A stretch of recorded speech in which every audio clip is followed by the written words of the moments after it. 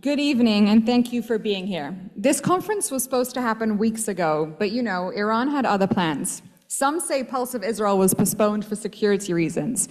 Others say it was just too many right-wingers in one room and the left couldn't handle it, but we'll never know. What matters is we're here, and that's no accident. Everyone in this room has one thing in common, and that is we care about truth. And for that, we've been attacked from every direction, by enemies outside our borders and critics inside of them, by those who hate Israel and those who claim to love it, but only on their terms, by the media, by academia, by the left, by the right, by our own people, and sometimes even by ourselves. But even through it all, we've learned something simple. The darker it is outside, the more powerful even the smallest light can become.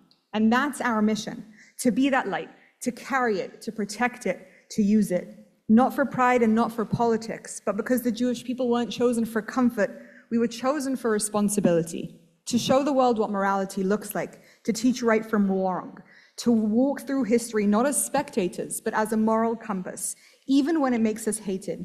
For those of you who don't know me, I'm Ira, a young female Orthodox, yes, this is a wig. I'm a right-wing political commentator who has a show on JNS TV. Basically, thank you. I'm an extinct species at this point. I'm not here tonight because I blend in. I'm here because I chose to stand out and stand on the side of truth, just like every one of you.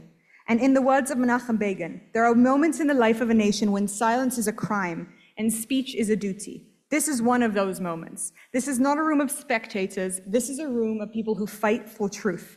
And we are here to do the hard thing, to speak that truth, to hold that line, to remember that when everything else is breaking down, if the pulse is still alive, there is still hope. And this room, these people, this moment is the pulse of Israel. Let us begin. It is my honor to start with a movie about the pulse of Israel.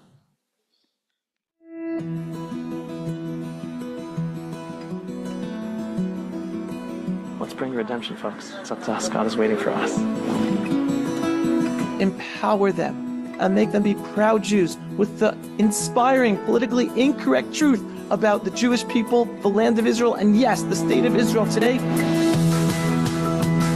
People are alive. We are a strong King David-like society like we haven't been for thousands of years in our ancestral, beautiful homeland. Stand with the Jewish people, folks. We're going to win this, and you want to be on the side of the winner because God is with us. Stand with the Jewish people, stand with the Jewish state of Israel, stand with God. Am Yisrael Chai. Some people think this is a new war. No, no, no. This is a continuation of the War of Independence, 75 years later. I don't care what pressure America puts on us and the world puts on us, we are never leaving the Gaza Strip. If it's up to me and the Jewish people, we are never leaving the Gaza Strip.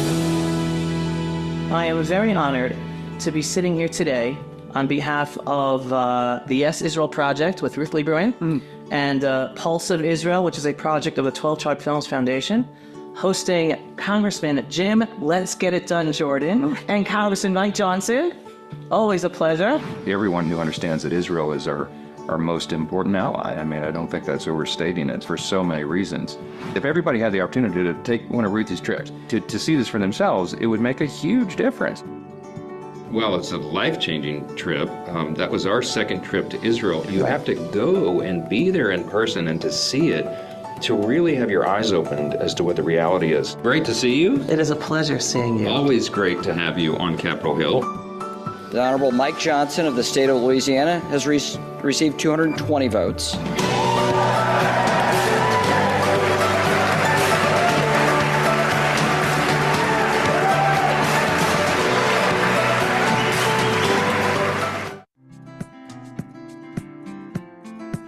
I truly believe we need a plan to put Gaza back under the sovereignty and control of Israel. I believe that Israel should have sovereignty over that too, because Judea and Samaria. Judea and Samaria, absolutely, because that's the only way that you're going to have peace. Kind of thought before was that Gaza must remain under Israeli control, and I don't just mean control, I mean sovereignty. This must be Israeli territory once again. We are with Congressman Andy Harris, who also heads the Freedom Caucus here in Washington, D.C. I want to hand to you a very special newspaper that was put together in Israel, The Trump Revolution, An Opportunity for Sovereignty. And love to hear, after your talk with MK Amit Halevi here, what are your thoughts on Israel applying sovereignty in the Gaza area? Look, I think it's the next logical step. If we don't want to see a repeat of what happened with Gaza, I mean, I think that was the test of the two-state solution. It failed. I think you have to go to sovereignty now. He knows his stuff. This guy knows his stuff. I'm excited. But first of all, you know how you just gained a lot of brownie points with a lot of people. Because most people, when they come to the Western Wall, you know what they call it? The Western Wall. But you were much more correct in calling it the Western Wall of the Temple Mount. Because that is the importance. That's exactly what it is. It's not just a wall for wall's sake. It is a part of the temple itself, which is, God willing, someday fully restored.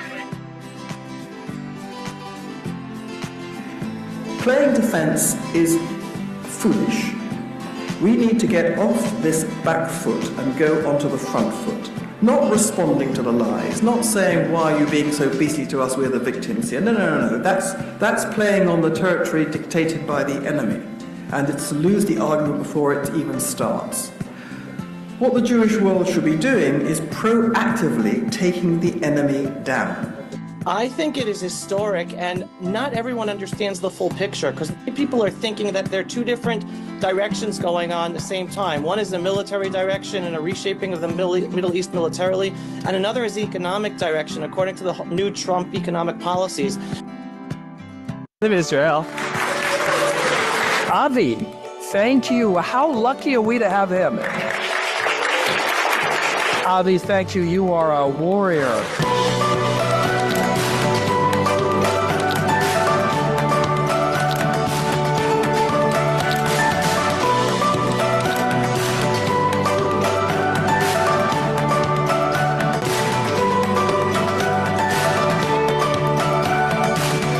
Shalom, everyone. Thanks for watching.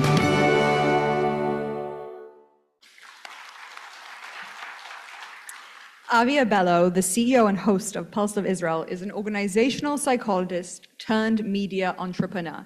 He founded 12 Tribe Films following his involvement with the Gush Katif struggle and produced the acclaimed documentary Home Game. Avi hosts the Pulse of Israel podcast and vlog, delivering no-nonsense analysis of Israeli affairs and its global impact. It is, in fact, no nonsense. Recognized for his bold politics, unfiltered commentary, Avi is the powerhouse behind the Pulse of Israel's conferences existing. Please join me in a warm welcome.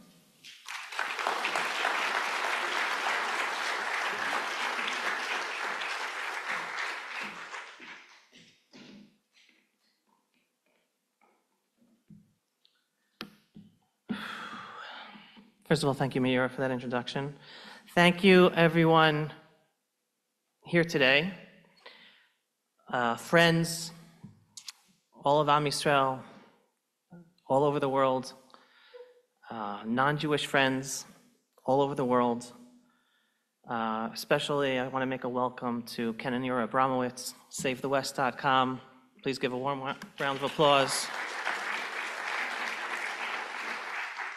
Wonderful friends, sponsors, and someone who gets it and is a voice that should be listened to by more people. Other sponsors and donors, all the participants, all the speakers, the various ambassadors who will be speaking here today. Ambassador of Panama, thank you for joining us. Ambassador from Canada, thank you for joining us. And we will be graced with the U.S. Ambassador to Israel, Mike Huckabee, as well. I'm going to go off script for a second because, I just came from the Gush Katif Museum here in Jerusalem. I don't know if anyone has been there or not been there. It is a museum you must go to at the center of Jerusalem. I was there with our participants of the first Pulse of Israel mission. Today was our first day trip here in the Knesset and the Gush Katif Museum and the Tent of Heroes. Tomorrow we go to Hebron. Thursday we go down south. anyone who wants to join, we still have a few spots available. Please let us know. Coming from the Gush Katif Museum reminded me why we're here tonight, why I'm here tonight. As Meira alluded to, my journey with media for Israel really began as a result of the expulsion of the 10,000 Jews from the Gaza Strip and the 4 Jewish communities in the Shomron back in 2005.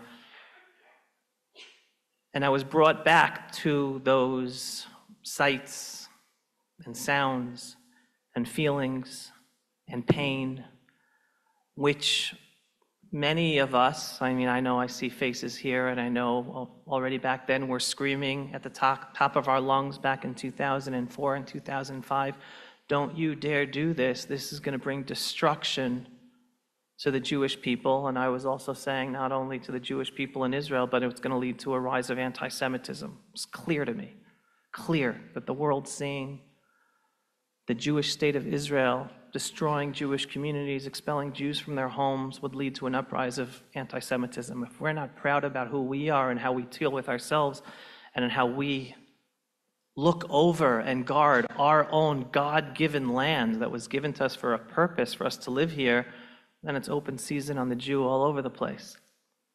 So that was a harsh reminder as I literally drove right over to here, coming here, because it was because of that that I realized we need more voices standing up for the unapologetically, politically incorrect truth. And it's just truth. I really don't even like using politically incorrect, but that's a term that gets people to wake up or understand what's the difference. But it's the truth. We don't have enough people, not even our own leaders, telling the truth. So each and every one of you who join us in this mission, thank you. But it's the movie that I produced, Home Game, right after the expulsion of the Jews from the Gaza Strip, that then led me on this mission, on this journey for media, and that's what's brought us to here today. Some thank yous. First of all, thank you to God above for everything.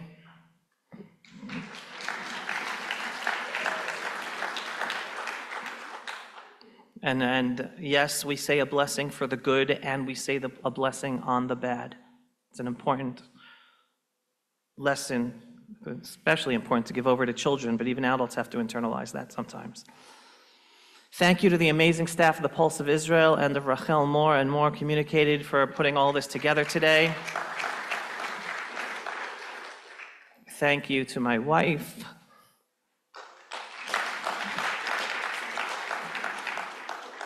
To my children, to my parents, and again, once again, thanks to everybody here today. So welcome to the 3rd annual Pulse of Israel conference dedicated to a theme that is not just a slogan, but a destiny. A light into the nations, a new era for Israel and the region. This is not just another conference, this is a calling. A moment where history meets mission. A time when the Jewish people are being summoned to rise with clarity, with pride, and with strength. Because let's be honest, the world today is lost in darkness and moral confusion. We are watching once again a modern-day blood libel unfold before our eyes, the lies of children starving in Gaza, a narrative pushed by the very same media, international institutions, and Western governments that are silent as Christians, Alawites, and Druze are being starved, slaughtered, and ethnically cleansed in Syria right now.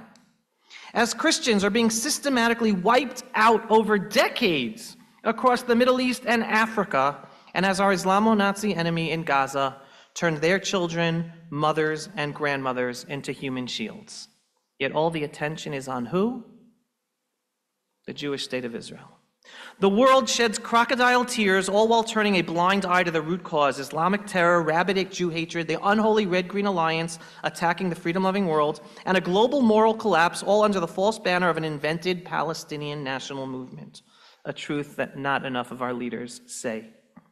A movement we exposed for what it truly is, a front for anti-Semitism and Jew hatred, right here at the Begin Center at our very first Pulse of Israel conference 2 years ago. And in this darkness, the world is starving, not just for truth, but for moral clarity, for principled leadership, for a people willing to stand unshaken no matter how loud the lies, no matter how strong the pressure.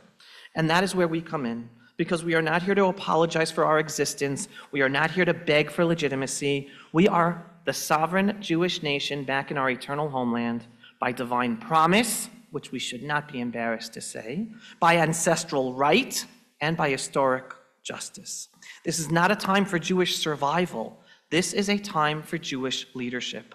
We were never meant to be victims of history. We were chosen by God to shape it, to bring morality where there is chaos, to bring security where there is terror, to bring prosperity and blessing to all the peoples of this region, not by surrendering our truth, but by living our truth.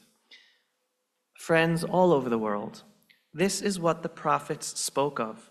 We are witnessing and living the birth pains of a new era. But for that era to be realized, we must have the courage to finish the war we are in right now with total victory, not just over our Islamo-Nazi enemy in Gaza, but over the entire mindset of Jewish defensiveness. Victory is not merely returning sovereignty to Judea and Samaria, and yes, even to Gaza, which is part of our biblical inheritance as well. Victory is the Jewish people reclaiming our mission as a people. Victory is also building the third temple, not as a symbol of domination, but as a beacon of divine connection and universal purpose, because being a light unto the nations doesn't mean seeking the approval of corrupt international bodies. It means the Jewish people living with emunah, deep faith, with Torah values, and with the unshakable knowledge that we are part of something far greater than ourselves. So let this conference be more than just words. Let it be a spark. Let it be a rallying cry, a step forward in embracing who we are and what we are meant to become. Welcome to the Pulse of Israel.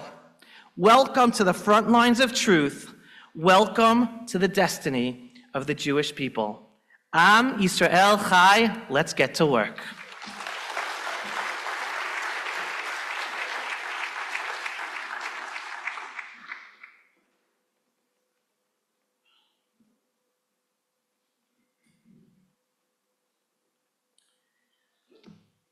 The country is at war, and we had certain senior officials invited to attend, but because of the situation we are in, instead of attending, we received a nice greeting from the President of Israel, Yitzhak Herzog. Shalom, dear friends. From In Israel at War, I nonetheless share a few words with you from the President's residence in Jerusalem, as you gather from around the world for the third annual Pulse of Israel conference. Dear friends, at this critical moment for Israel, there is so much value in gathering around the power of intention, in coming together to speak truth, and in leaning into the pulse of our vitality, our aliveness, and the beautiful connections that bind us to what matters, truly, to lean into the pulse of Israel. Dear friends, October 7th, that terrible day sparked a season of immense grief and darkness in Israel. Hate-filled Hamas terrorists carried out the worst massacre of Jews since the Holocaust. Our sisters and brothers are still being held hostage, dead and alive, in the dungeons of Gaza, in a grievous crime against humanity, against ethics, against the Lord himself. And in these very moments, as I record these remarks, Israel is actively at war with Hamas's sponsor and patron, Iran. For decades, the Ayatollah regime sets itself one supreme goal: to annihilate the state of Israel. Clearly, the threat that a nuclear Iran poses is not to our nation alone. It is a threat to the very fabric of peace and security in the Middle East, and frankly, the entire universe. I believe that at this historic crossroads, alongside the threat of jihadist terror, lies the vision of partnership That's the real outcome of this war, should be, and the hopeful dawn of a better future for our region. To get there, we need voices of moral clarity which speak truth to hate. We need those voices of support for so many walks of life who, against the poison and hatred of intimidation, step forward to say, we stand with Israel. We stand against hatred and anti-Semitism. We stand against terror and radicalism. We stand with the values of civilization. In such extreme times, these true allies of courage and truth, like you, in the community of supporters of Pulse Israel, have been an adhesive that holds our societies in place. And they are what will ultimately support a different reality for this region and the day after war. I want to thank all the organizers, panelists, and participants in this conference today, and Pulse of Israel CEO Avi Abelau. As all people of goodwill step forward to stand with Israel at this critical time, we must not stop raising our voices and insist, get our hostages back home, free them, every last one of them, bring them home now.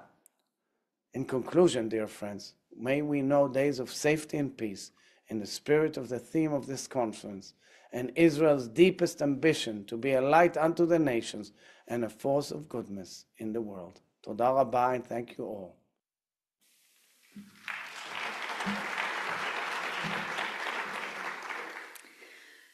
It is my honor to invite His Excellency, Ambassador Ezra Cohen, who serves as Panama's ambassador to Israel. Born in Panama in 1960 to Israeli parents, his father fought in Israel's 1948 War of Independence.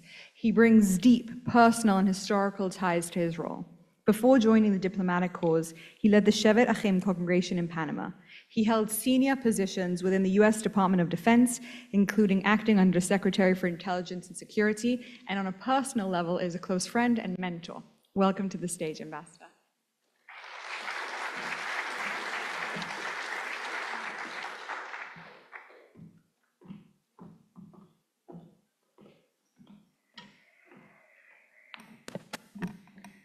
Good evening. Internally, I am laughing. And I am laughing because during my life in Panama, I tried to work out. And in the gym, I listened to podcasts. And suddenly, I start looking for news from Israel. And this little guy shows up. And it's called the Pulse of Israel. So I said, who is he? So I started listening to him. I said, wow, this is extreme right. I like him. But then I'm here talking in the Pulse of Israel conference. I can't believe it.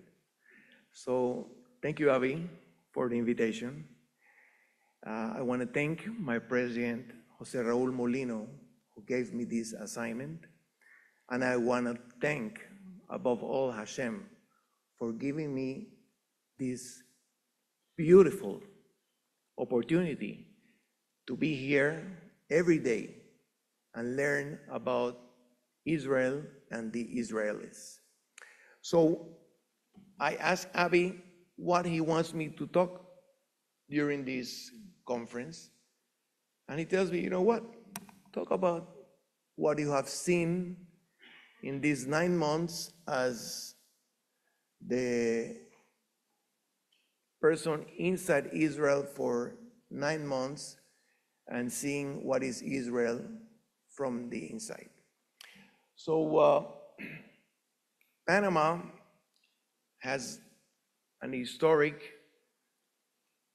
relationship with Israel dated from 1947, when the Israeli state was founded in the United Nations, and Panama was one of the key votes for the raising of the state of Israel.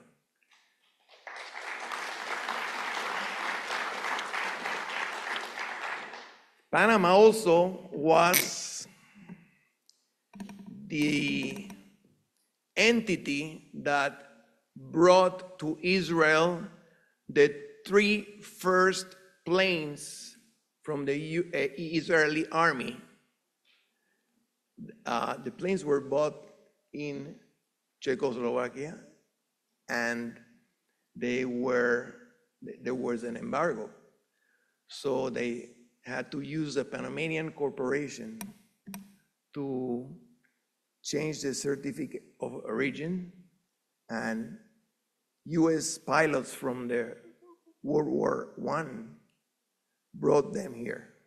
So this is also a contribution from Panama to the state of Israel. Thank you. So we are here 9 months, and when I was assigned this duty, I went to the president's office, and I thought I was going to an interview. So within the next 5 minutes of the conversation, he tells me, Ezra, I want you to expand the embassy in Israel. I want you to strengthen the relationship between Israel and Panama, and I want you to be there in 3 weeks. I said, what? So I called my wife, and she agreed. So we're here. So we've seen, thank you. So we have seen an Israeli society, a country that it's beyond belief. First of all, we have dedicated to build bridges between the two countries, create a network of individuals, institutions, government officials, and Baruch Hashem, we are succeeding, because every time I meet someone and he tells me that he is from XYZ organization, I said, I want to go and visit you. So I put her in contact with my assistant, and then the next day I see my calendar, which I have no clue where I'm going to be, but I have to share it with you that we bought a car 3 months ago and we already put 11,000 miles on it. So I like traveling. I like seeing what a beautiful country Israel is.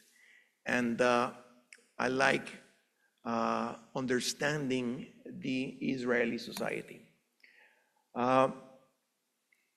We exercise in Gan Zakar here in Jerusalem. And every day I admire the Israeli society, because when we go to the calisthenics park, we see soldiers training. We see a rabbi that just arrived from prayer, leave his tefillin and start working out. We see girls coming from a school. We see guys with earrings, tattoos, and it's such a beautiful blend of human beings that they are so happy living in Israel.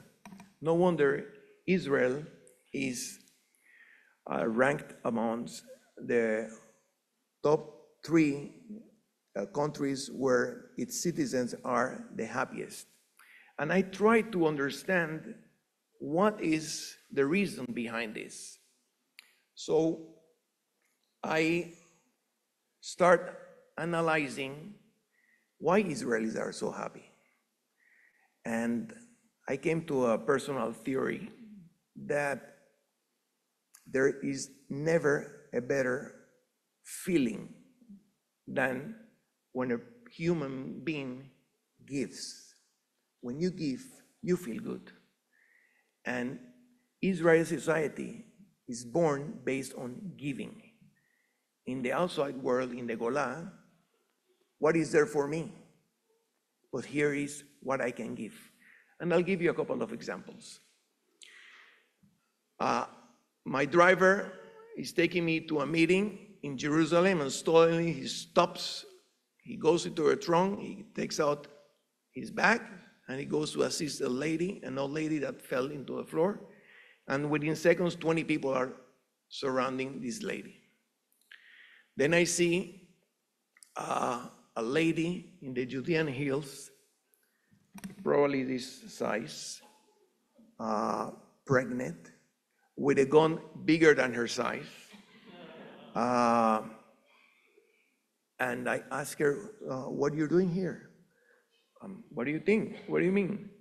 I am guarding the Israel borders. I said, wow, nice. And where's your husband? Oh, he's been 550 days in Miluim. So imagine that. This young lady with a baby, pregnant, with a gun, alone in the Judean hills, taking care of our borders. This is a society that gives. And when you give, you're happy. But we have to remember October 7.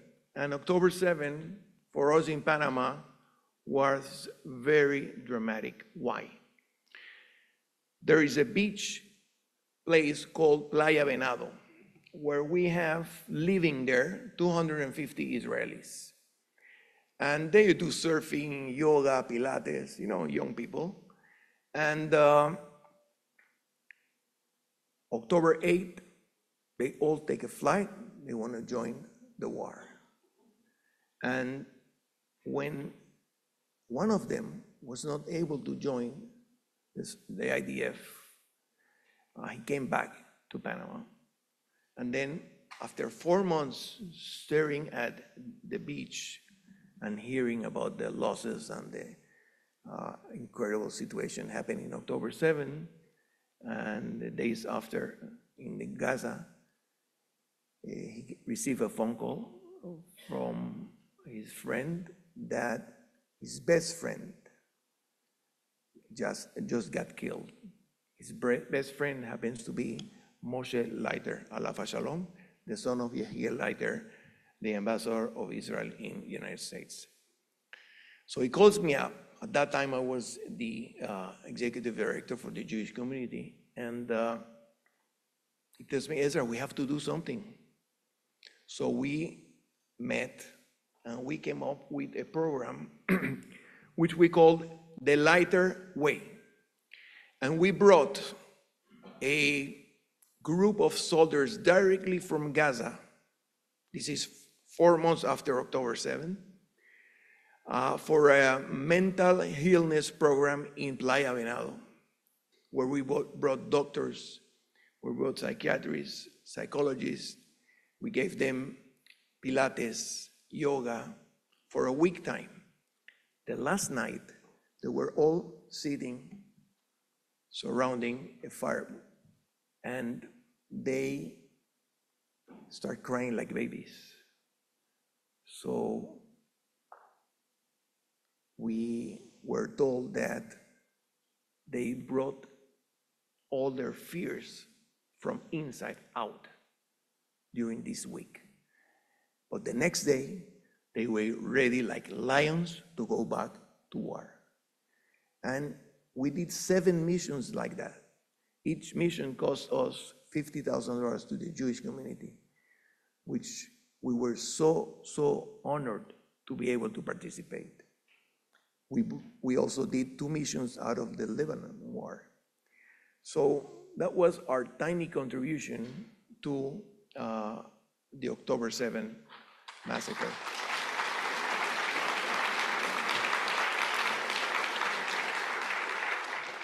I think this applause is deserved to the soldiers that we lost, the people that we lost. And I want to pray to Hashem that the hostages will come up home soon, probably even today. Amen. So now, seeing Israel from an inside. When you are in an airport and you're in a line and you see somebody is trying to sneak into the first place, Probably is an Israeli, right? So that was the mentality that I had when I arrived here. You know, Israelis are always trying to cut corners, be smart, and outsmart people. But then I realized that I was totally wrong. Israelis are there for you whenever you need them, without noticing it, without asking. They're just there. And you know, after 9 months here, I am looking at the miracle that this country is. And people don't understand, the world doesn't understand what's going on here. We need to bring them here. We need to show them Israel. We need to show them what's going on in Gaza. Because they say we're starving them to death. But it's not true. Israel, and I heard Prime Minister Netanyahu 2 days ago, he said, we clear the corridors for the UN to deliver the food, and they're not delivering. They don't want to deliver. So who is here to be blamed? But if we bring them here, they see what's going on, I'm sure they will take a different perspective as to what is Israel. So my last, prior to that, thank you. So this conference was postponed, and this film I had to put now for this conference, because the alarm sounds at 3 o'clock in the morning, and usually my phone is in silent, and then suddenly a huge noise comes from my phone, and then a huge sign in my screen. Wow, we never felt that. So I said to Linda, my wife, let's go to the mamad. Luckily, we have an apartment where the mamad is one of the bedroom, and we went there. And then the next day, we start receiving phone calls from families of the Panamanians stranded here in Israel. So first call is from a parent that there are 13 kids from a school in a program here with 2 teachers. Then another call from the Panamanian government. Ezra, we have 3 mayors of the cities. Please make sure to send them. Then I learned we have 16 evangelical pastors here in a seminar. And then over 98 people that came for bar mitzvahs and weddings. So we need to start working.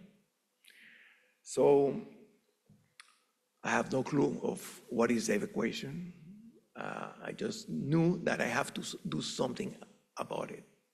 And then I received a comment from one of the Ministry of Foreign Ministry employees. Ezra, make sure nothing happened to them. The government will fall if one of these guys get killed. So I had even an additional pressure. So we were lucky to evacuate them in land, sea, and air. So the first delegation that we sent out, it was through the border with Egypt. So we went together with them to Eilat. We spent the night there. And that night, I want them to feel homey. So we had a dinner sponsored by the Panamanian Embassy. And I asked each and every one to tell me what is their feeling as to being in a war in Israel and going back home.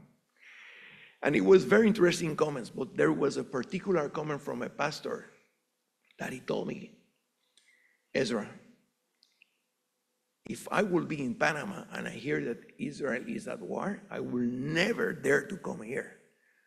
But now that I was here during war, and I see how is this Israeli society coming along with this, I was very honored and happy to be here. And so we walked them the next day to the border with Egypt, and then we needed to get them, the students. But the students didn't want to go, the parents didn't want them to cross the border. So we need to find solutions. So I heard that there was a cruise that from the Mano shipping that was leaving from Ashdod to Cyprus. So I called my friend. I called him my friend, but I met him just two times in my tenure here. and I said, listen, you need to help me. You need to get me these people out. Ezra, I'm sorry, but the vessel leaving tomorrow, it's been hired, chartered by Bank Leumi. Bank Leumi, okay, no problem. I called the CEO of Bank Leumi, which I also met only once. And I called him direct.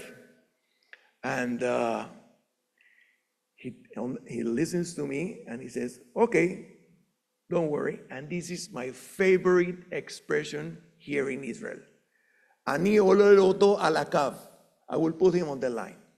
Usually in the outside Israel, send me an email, talk to my secretary, somebody will call you.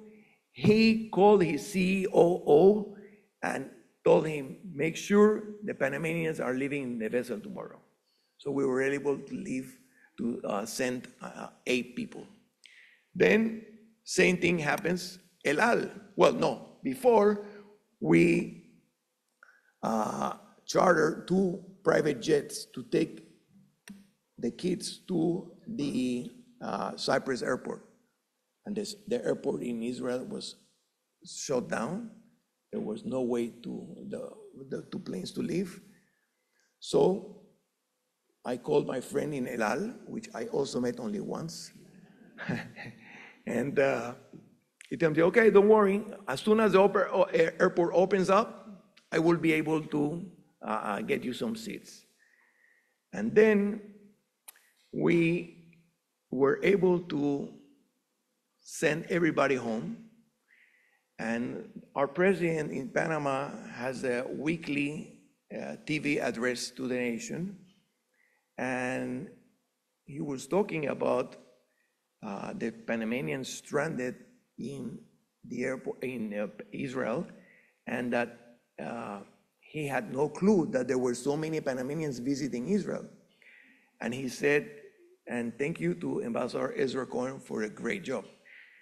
And at that point in time, when I heard this, I said, wow,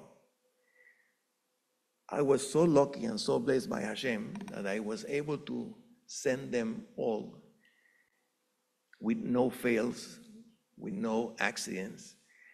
But imagine if something different will happen. What the president will say about the Jew that he has in Israel.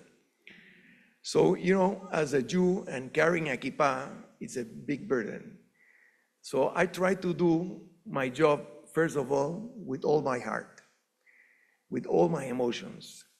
And I really thank Hashem for giving me the opportunity to serving here in this country. And I really want to thank you for participating. Avi, thank you very much for everything.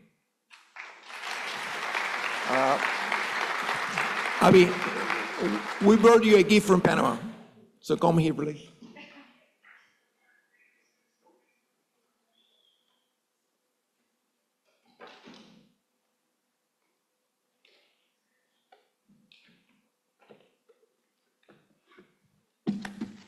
So in Panama, we have 2 famous things that we have. First of all, the canal, which is from Panama. And so we brought Avi a gift of a picture of the first vessel that crossed the Panama Canal. It's called the Ancon vessel.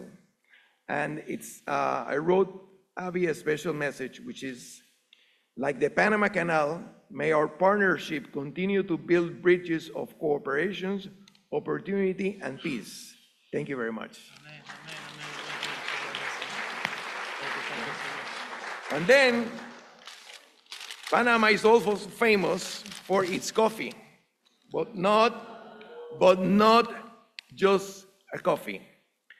There is a coffee called Geisha, and this coffee was sold last year in Dubai for $13,000 a kilo. So I'm giving you like 100,000 here.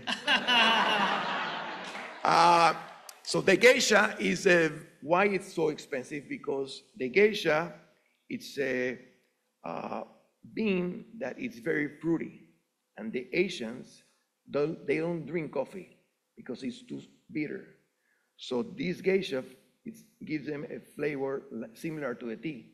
So they start buying like crazy. So that's why it's so expensive. Thank you, guys.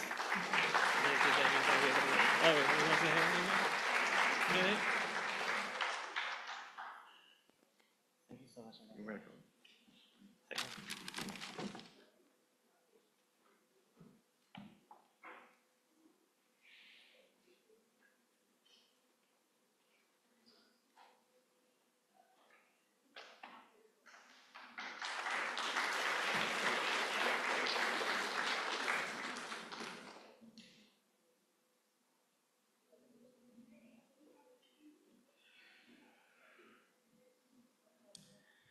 We have a short film as we introduce the next special guest. On Simchat Torah, our enemy marked the target and named the war the Al-Aqsa Storm. Our IDF soldiers in Gaza saw exactly what this war is about, the Israeli control on the Temple Mount. There isn't a single house in Gaza without pictures of Dome of the Rock or the Temple Mount. What they want is the Temple Mount, just because they understand very well how much it is important to us. For the past decade, we have witnessed a paradigmatic change in the Temple Mount. This year, on Israel's National Independence Day and Jerusalem Day, we saw that change comes from the bottom. Small actions like dancing, ascending with tefillin, and waving flags will become commonplace on the Temple Mount. As the war began, we distributed Temple Mount patches for soldiers to wear on their uniforms proudly and remember what this war is really about. We invited the public to create a corner in their home dedicated to the Temple Mount and the temple. We brought over 350 pre-military academy students to the Temple Mount to learn about their heritage as Jews and Israelis, broadcasted the Temple Mount and importance of bringing the Israeli flag there on Israel's major highways. With your support, we can secure the Temple Mount's heritage for generations to come. This coming year, we aim to expand our activities and gather support from all around the world to the idea of Israeli sovereignty on the Temple Mount. We will establish our own team of archaeology students who will go up and ascend the Temple Mount, monitor and protect our own heritage. And most importantly, we will never give up, because the path to victory is in our hands.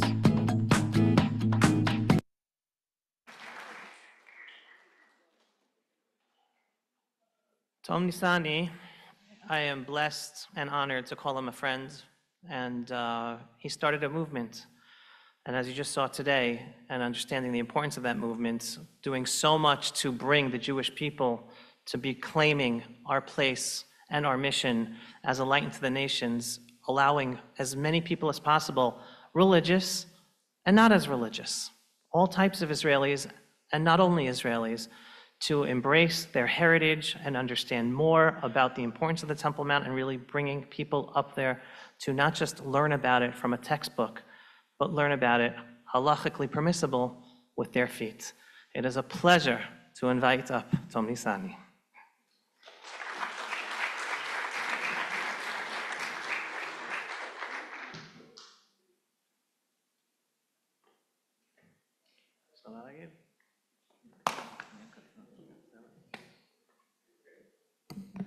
Thank you, everyone. Thank you, Avi, for inviting me here. I'm excited to be here with you all, speaking about the most important place that we have as Jews, and not only for Jews. So first I want to say that the invitation is not for me. It's for us to remind the importance of Jerusalem, of the Temple Mount, which is very close to us here as we sit and talk. And I think that this is our main mission to achieve in the upcoming years, and even before that. And we can see it when our enemies speak. When Hamas started the war, they told us, as they always say, that the mission and the goal for them is the Temple Mount in Jerusalem. Iran say the same, Hezbollah say the same. All of our enemies pointing to the Temple Mount, and that's because it is important for us. Because we all know and remember that we were the first to be on Mount Moriah in Jerusalem. We built the 2 temples before, and then all of the others came and trying to kick us out from our holiest site. So I believe that in what Avi does, what the Pulse of Israel is doing, and Avi personally visiting and sending a lot to the Temple Mount because he knows the importance. So I believe that every single one of us should do more to remember, to talk, to speak, to promote the Temple Mount. We have to demand more from our Knesset members, from our Prime Minister about the Temple Mount, because it's very simple as that. When we will win in the Temple Mount, when we will finally make it sovereignty, the sovereignty will come back for us as Jews. When we'll build, as Avi said before, build by hands the temple again, then we will have peace in Israel. Before that, we will suffer more and more, and we will fight until we all understand, and especially our leadership, that this is our place, and we'll never give up, as I said in the movie you saw. So just want to thank you all, and I think it's time for the entire world, all of nations, like it said in Yeshaya, book back in the Bible, to go up and visit the Temple Mount and make it great again, maybe. Thank you.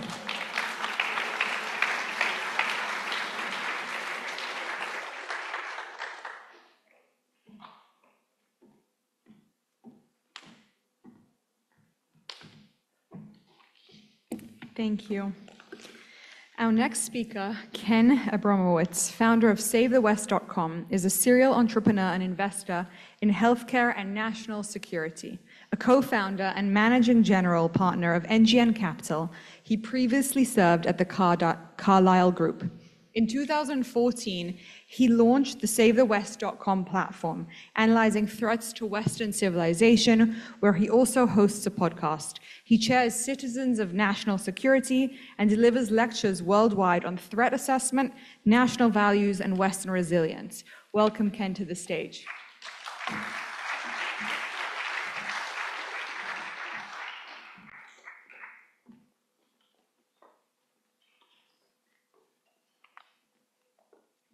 Thank you very much, Meira. We're going to have fun tonight. I thought I would give a speech on regime change. You can also call it government change or entity change. And I've nominated 10 countries, 5 countries and 5 entities in the world that are deserving of regime change. So I thought you might have fun playing along with this little game. And while I'm talking, you should all think to yourself that if you had the power or a magic wand, or you were President Trump, what 3 countries or entities do you think should not exist? I mean, they exist as countries, but not exist as governments. So, so while you're thinking of your favorite countries, I'm just going to, in my 10 minutes with you, I just want to highlight 5 issues that have to be considered when you think about regime change or government change. First, a government has to be evil to be changed. So what's the definition of evil? So I'm going to define evil for you 2 ways. In the biblical terms, evil, good is someone who believes in the 10 Commandments. Evil is someone who doesn't believe in the 10 Commandments. Using American terms, good is someone who believes in life, liberty, and pursuit of happiness for everybody. And evil is someone who believes in life, liberty, and pursuit of happiness for 10% of the people, for me, my family, my friends, but not for everyone else. Now, there's 3 color-coded groups of evil in the world today, and I color-code them the reds, the greens, and the blues. The reds are the communists, traditional color for communists, China, Russia, for example. The greens are Islamists, traditional color for Islam, that would be Iran and Qatar. And blue, color-coded blue for the United Nations, are the globalists. That would be the UN, World Economic Forum, drug cartels, and certain social media companies, among others. Number 3, there's 193 countries in the world. 5 of them have moved their embassy to Jerusalem. 1, Argentina, says they're going to move, and pretend that 7 others join in. It adds up to 13, so if you subtract 13 from 193, that leaves 180. The 180 countries that are not going to move their embassy to Israel, by the way, every country has the right to declare its own capital, and everyone moves their embassy to that capital except for Israel. So anyone who does not move their embassy to Israel is inherently anti-Semitic, and I would call a criminal organization because someone is paying them to not move the embassy. So unfortunately, we only have 10 minutes together, so I cannot go through all of the 180 countries that are deserving of regime change, and I'm going to focus it down for you in about 1 minute. Number 4, virtually everyone here is a victim of regime change. For example, those of you who are Americans, in the year 2020, when President Biden became president, that was regime change. There's a 100% chance Biden lost the election, and he became president anyways. That's regime change. By the way, he became president, the number 1 technique he used was slander.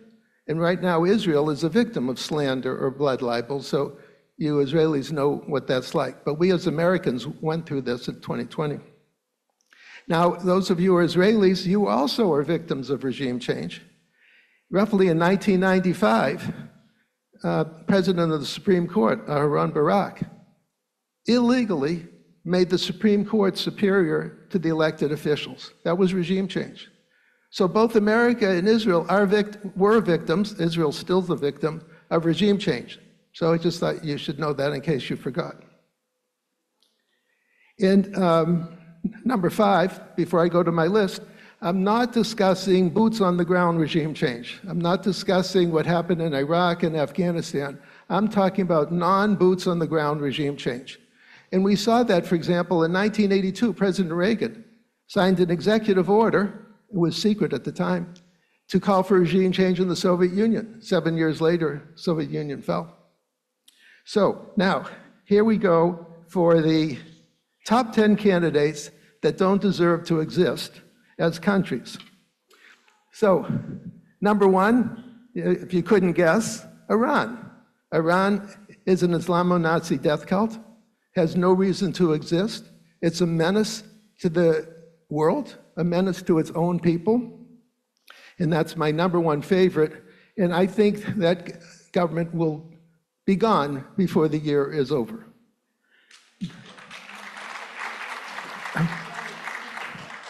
Now, number 2, keep in mind your list of, I'm going to go up to 10 entities, but Russia and China. Russia and China are dictatorships, They believe in life, liberty, and pursuit of happiness for 10% of the people, namely themselves. And both of them should, we don't have the power to make them disappear. I'm just speaking conceptually. In a perfect world, which we don't live in, the government should disappear. Number 3, Qatar and Turkey. They're both Islamist countries. By the way, the number 1 victim of Islamists are Muslims. And if you don't believe me, go to Syria. Go to any of the countries run by Islamists and ask them how much fun it is to be run by Islamists. Number 4, here I'm going to mention some countries you might not have thought about. England and France. Both of those governments are run by criminal organizations. They are massive human rights violators. They violate the rights of the 90% of the people who are Christian and the 1% who are Jewish, and they have no reason to exist, and America should actively call for regime change in those 2 countries. Also, they have nuclear weapons, and if they get taken over by Islamists, those nukes are going to be pointed at us in America. It's actually in America's national security interest to cause regime change in England and France. Now, while I'm talking about our allies, so to speak, I have to mention Canada and Mexico. They're both massive human rights violators. Canada is systemically anti-Semitic. It also hates Christians, and it's favoring the 10% of the people or so who are Muslim, and the government has to go. And Mexico has been taken over by the drug cartels, and it has no reason to exist. Number 5. Let's go to Africa and South America. Nigeria, South Africa, and Brazil all have to go. In Nigeria, 5,000 Christians are getting killed every year, and the government does nothing about it by the invading Islamists from the north. South Africa is systemically racist. They are allowing death of their white population, and that government criminal organization has to go. And Brazil wants to join South Africa and bring Israel to the International Criminal Court, so that qualifies Brazil for regime change. Now, let me go to 5 entities, and I'll end in about 3 minutes. Let's go to entities. The EU is a criminal organization. It does not protect Europe from the invasion of Muslims, and it does not allow or facilitate deportation of members of Islamo-Nazi death cults. So the EU has to go. Number 7, the United Nations and its many agencies, like UNRWA, which my friend David Badin has done so much research on. It's basically been taken over by Hamas. The International Criminal Court, International Court of Justice are all run by criminal organizations. Number 8, one of my favorites, the Ivy League universities of America. I don't know if any of you picked it, but they all have to go. And I'm a product of the Ivy League universities, and I'm ashamed at the management of those universities. And also the trustees should be arrested for providing material support for terrorism. Number 9, NGOs, non-government organizations, financed by the EU, which is a criminal organization, financing NGO criminal organizations to disparage Israel, among other things. And George Soros, with his multiplicity of criminal organizations, all of them have to go. And finally, in a perfect world, this is number 10, I'll be finished in 30 seconds. I held it to the last, I couldn't resist. My number 1 it's actually my number 1 favorite, but I made it number 10. You'll see why in about 10 seconds, is the Israeli Supreme Court and the Attorney Generals. The Israeli Supreme Court's a criminal organization. The AGs are criminals. They're all unelected. They're all self-selected by unelected folks. They all have to go. In a perfect world, we would move to an American-type system where the prime minister would be picking the candidates, just as, by the way, in the Torah, the advice of Yitro to Moshe is, you pick the judges. Yitro didn't say, oh, you have a select group of judges who think they're Supreme Court members and let them pick somebody. No. So Israel has to go back to the wisdom of the Torah and unelect the unelected Supreme Court and AG. Thank you for your time.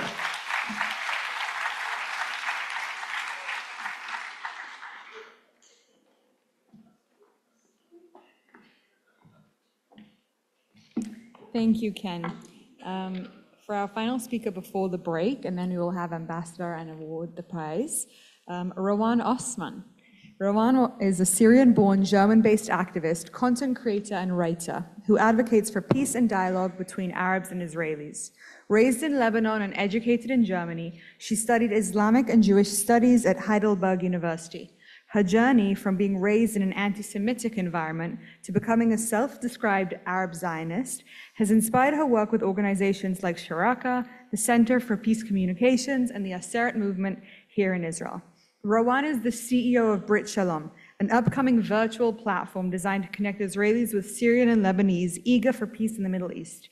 She's also the main figure in Tragic Awakening, an amazing documentary on the roots of anti-Semitism. Please welcome to the stage, Rowan.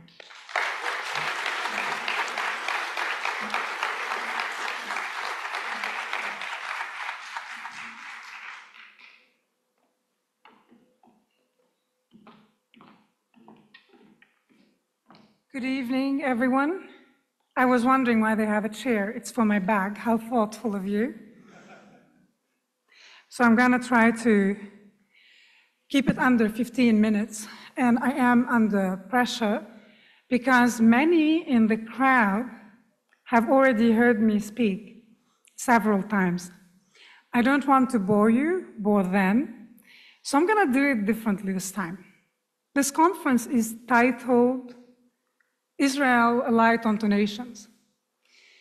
And for those who don't know me, I'm half Syrian, half Lebanese, as Meira just mentioned. And I'm going to tell you who's in the crowd, for example. There is Rabbi Shalom Schwartz, who treats me like a daughter, and he founded Aseret, that was mentioned earlier. And Matanya, who works with him, who treats me like a sister. We enjoyed a kosher burger recently in Brooklyn, New York. Yoav, who used to work with them, now he's with Rachel Moore. His Excellency, the ambassador, and his wife. We enjoyed a Shabbat dinner at Fleur Hassan Nahum.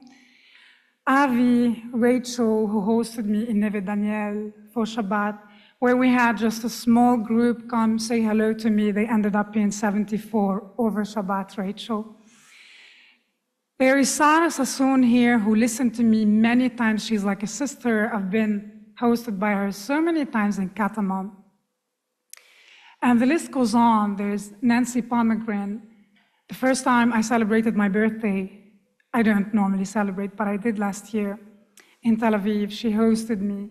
She even hired a private chef for us. There are so many people in the room that I've recently met in Brooklyn, a Lebanese Jewess who became like a sister. Rafi, thank you for coming. I'm telling you this not to bore you, but to tell you how special this is for me. I grew up in Lebanon through several wars with Israel. I'm an Arab Zionist, and I always make sure that, especially to the leftist journalists, I rub that in. And they often accuse me of being indifferent to the suffering of the children in Gaza, and I tell them, how dare you? I think when I fight against Hamas, I'm doing more for the children of Gaza than all those journalists combined. I grew up in war, and we could always tell when Israel flew above us. The sound of the airplanes used by the IAF are very easy to recognize. The building would shake, and even if the rocket falls really far, you as a child shiver. You don't know if it'll fall next on your house. I grew up with hatred and with frustration because I never understood the Lebanese attitude that resembles the Israeli attitude, even during war. my parents and the neighbors who would come to us because we were on the ground floor would have whiskey, use a candle when there's no power, play cards. And I was always wondering, why aren't they trying to do something to stop our reality? Why aren't they trying to do something? As if war is part of our existence, you just accept it. And it's because we all think we're just one person. What can we change? We gave up on the Middle East conflict. In Europe, when I hear lecturers or politicians make this joke, when they say this is our vision for the coming 5 years, and we're not trying to solve the Middle East problem, to imply that their plan is realistic, I always interrupt and I say it's not funny. Because back where I come from, people die. You have a moral obligation to try and solve the Middle East problem. It's not funny. But I also was one of those people who thought, I'm just one person, what can I change? That was after I grew up an anti-Semite, hating Israel and the Jews and the Zionists, and I always make sure I mention the three terms because they are used interchangeably. No, anti-Semites do not make a distinction between Zionist and Jewish and Israeli, especially not in the Arab world. And I grew up in a country, Lebanon, that was occupied, or the South was occupied by Israel. So whatever we were told on TV, whatever the intelligent people who wrote in the newspaper told us, we believed it.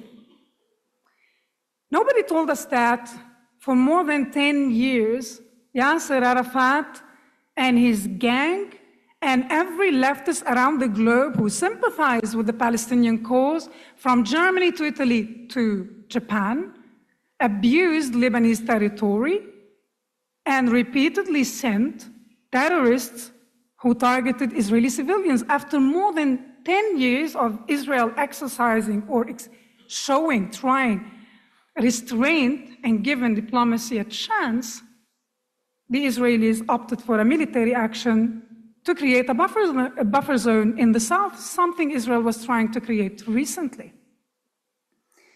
When I moved to Europe, after everything I was taught about the Zionists, the Jews who come from Eastern Europe, who came and took Palestine as if Palestine was a country, I went and I lived in the Jewish quarter. By chance, I lived in the Jewish quarter in Strasbourg, near one of the biggest synagogues in Europe. And I thought that the Jewish quarter in Strasbourg will be like the Jewish quarter in Damascus or in Beirut, no Jews. And when I arrived there, I realized it was packed. But before I connected the dots, upon my arrival, I went across the street to a grocery store. I went shopping, and I was happy to find the same ingredients I needed to cook, the same spices. I did not know what a kosher store is, so I did not connect the dots. And while I was picking spices, I heard men enter the store. And I was thinking in the back of my head, they're not speaking French. I realized it was Hebrew. But I've never spoken to a Jew. I certainly have never spoken to an Israeli because it's illegal for us to speak to Israelis even if we meet them abroad on holiday. I realized it was Hebrew because Israel occupied South Lebanon when I was a child. So back in my days, we had televisions that had antennas we needed to adjust. And sometimes it wasn't one of our 3 channels, it was the Israeli channel, and we were allowed to watch 20 minutes cartoon in the afternoon. So if it was biblical cartoon from Israel, we watched. If a grown-up walked into the room, they would freak out and change the channel. You're watching Israeli TV. And until that day in Strasbourg, until that afternoon, I did not know that even the language was associated with taboo in my head, because I had a panic attack when I turned and I saw the 4 men, and they were dressed in white and black, Haridim, and with long sideburns. They were definitely Jews. I left my stuff, not only my shopping, my bag, my personal belongings in the trolley, and I ran out. I did not look left and right. I ran up to the 3rd floor where my bedroom was, and I locked the door. I didn't know what a panic attack is. If I was the fearful type, I wouldn't be doing what I'm doing. Yet, I knew that I couldn't breathe, and I looked in the mirror to calm myself down, and I saw how red and sweaty I was. And I felt so embarrassed. I felt like a fool. And I thought that was stupid because I left my personal stuff in the store. I had to go back and get it. And I had to see the storekeeper for long. So I decided to lie to the storekeeper. I went back. The man had left. I told him that I forgot my wallet.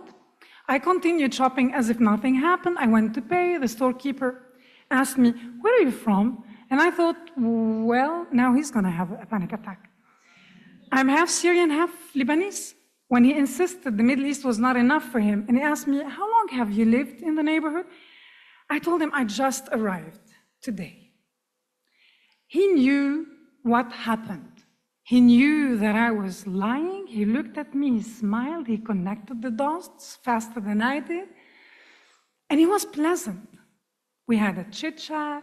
He helped me with my bags. And by doing so, he allowed me back in the space. He invited me back in the space. That gentleman that day, without intending to, converted me from an enemy to an ally. I went back to my room and I thought for weeks, why on earth did you react this way? They did not even look at you. And I concluded that for the first time in my mid-20s, the first time ever, I was sharing the same space with the Jew, the enemy. And for the first time in my life, I asked myself, why is the Jew the enemy? And I realized that everything I know about Israel and the Jews, I learned from the one and only former Secretary General of Hezbollah, Hassan Nasrallah, who died recently, not of old age. So it made sense to start there. I started looking him up, seeing his early statements, videos, what was written about Hezbollah, and I stumbled over one of his old videos in black and white, and I was one of Hezbollah's biggest fans. Like all those useful idiots you see in the West today who root for Hamas, I thought that they were heroes. They were the only ones who dared challenge or defy the occupiers, the Israelis. But then I heard in his videos Hassan Nasrallah saying, we in Hezbollah do not acknowledge political borders. We would like Lebanon to become an extension of an Islamic state, not the one ISIS wanted recently, the Islamic Republic of Iran. And I was shocked. I grew up in a secular home, an atheist, and I told myself, I did not subscribe to this agenda. Do people know? Of course, people knew because Hezbollah's manifesto was published in the newspapers in Lebanon upon its founding. I was filled with anger when I started reading the history of our region, especially that everything sounded so obvious. For example, the Jews did not come from Eastern Europe. Where do we read on and on about Bnei Israel in the Quran itself? So maybe they're indigenous to the land. Everything I learned about the Ottoman Empire collapsing, I learned that at school. How did I not think that Lebanon is not much older than Israel, that Iraq, Syria, in their recent forms, the very concept of the nation state is modern. Jordan wasn't a country, and Jordan is my favorite.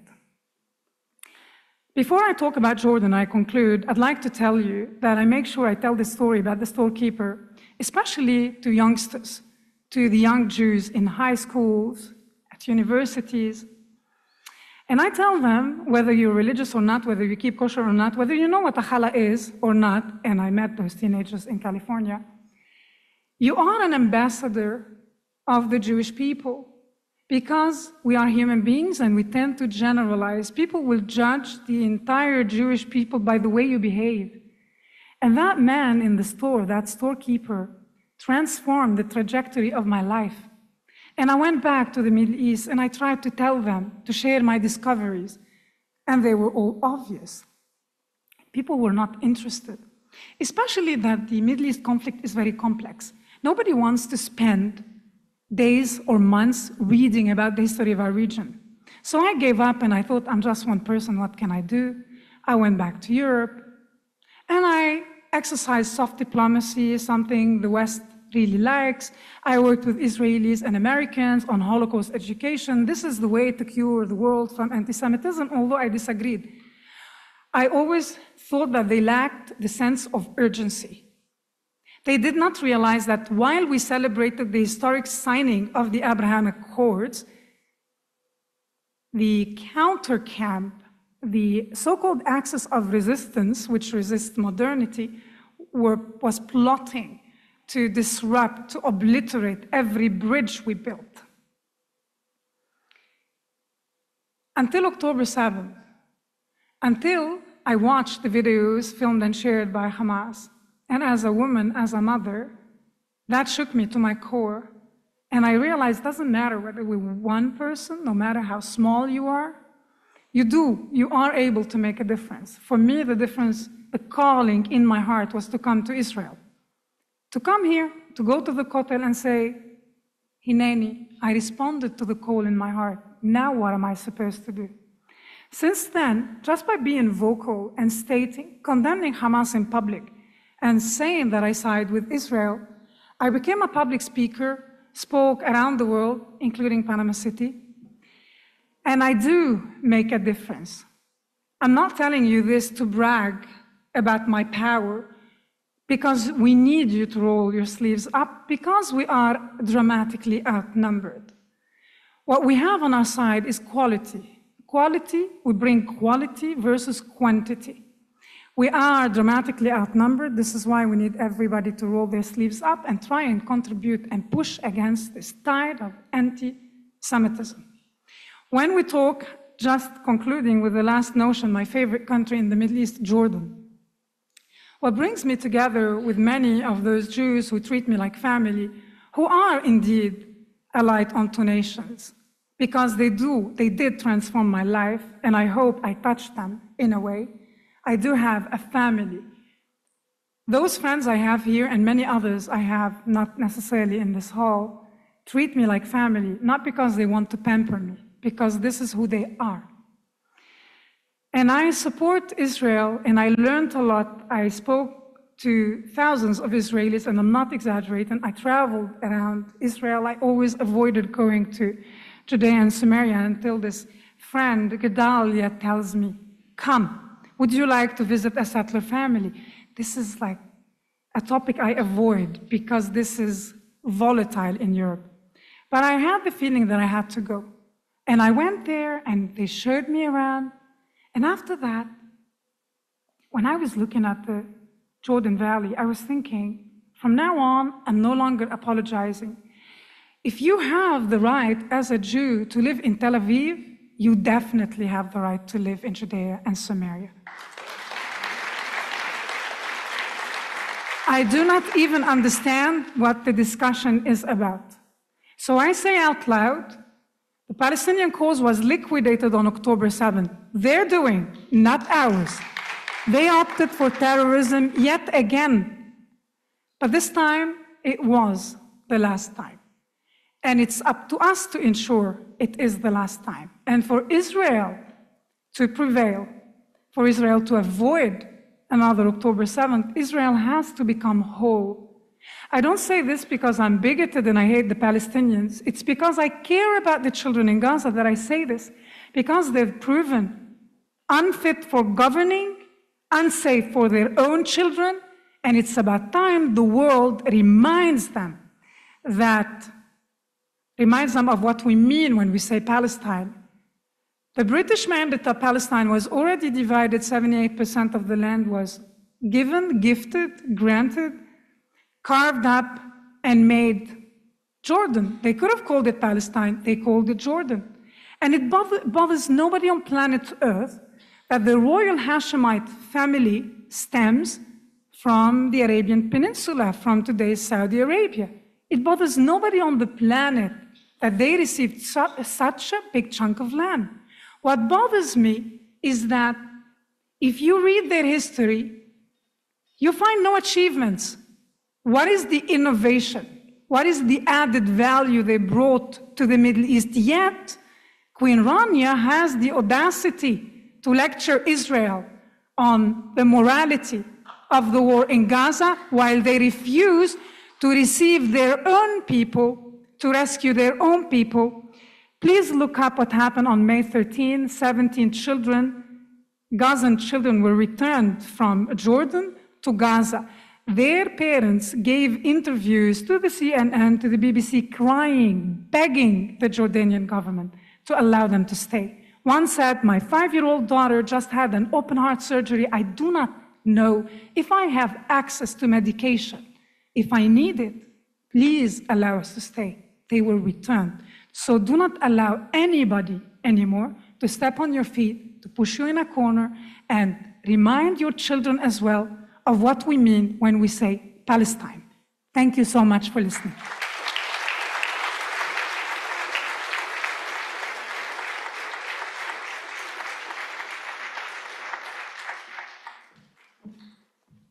Thank you, Rowan. Okay, we have a 10-minute break, and then the ambassador is going to be here right away. So please, please, please, at exactly 8:10, we're going to stop. There should be food outside. Thank you for being here with us.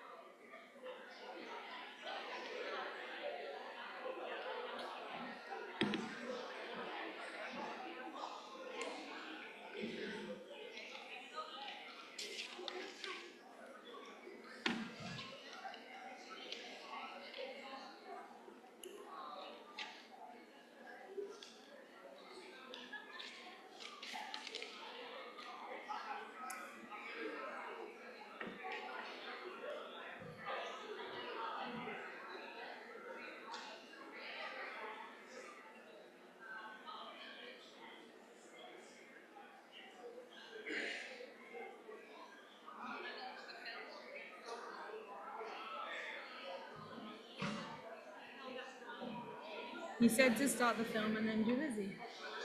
And then Huckabee, and then we'll do a fire.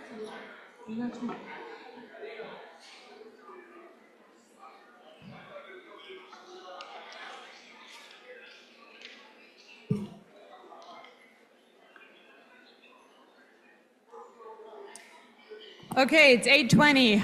I'm gonna start. I hope everyone had something to eat and is feeling refreshed. We are very, very excited for this next thing because if you know anything about the wonderful, tremendous Lizzie Savetsky, you know that she is an example of somebody who has really, really fought for the truth time and time again, no matter the backlash, and that's not a simple thing. And so on that note, we're going to start with a short film telling you a little bit about our prize recipient now.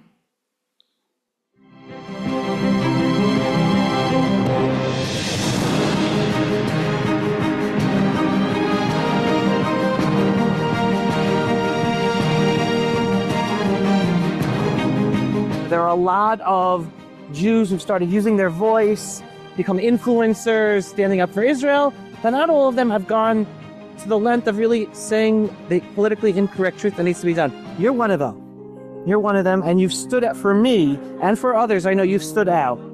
For decades, the world has clung to this fantasy, the so-called two-state solution. Israel gives land and gets peace in return. I want to make something super, super simple and clear. The two-state solution that has been on the table for around 80 years is dead.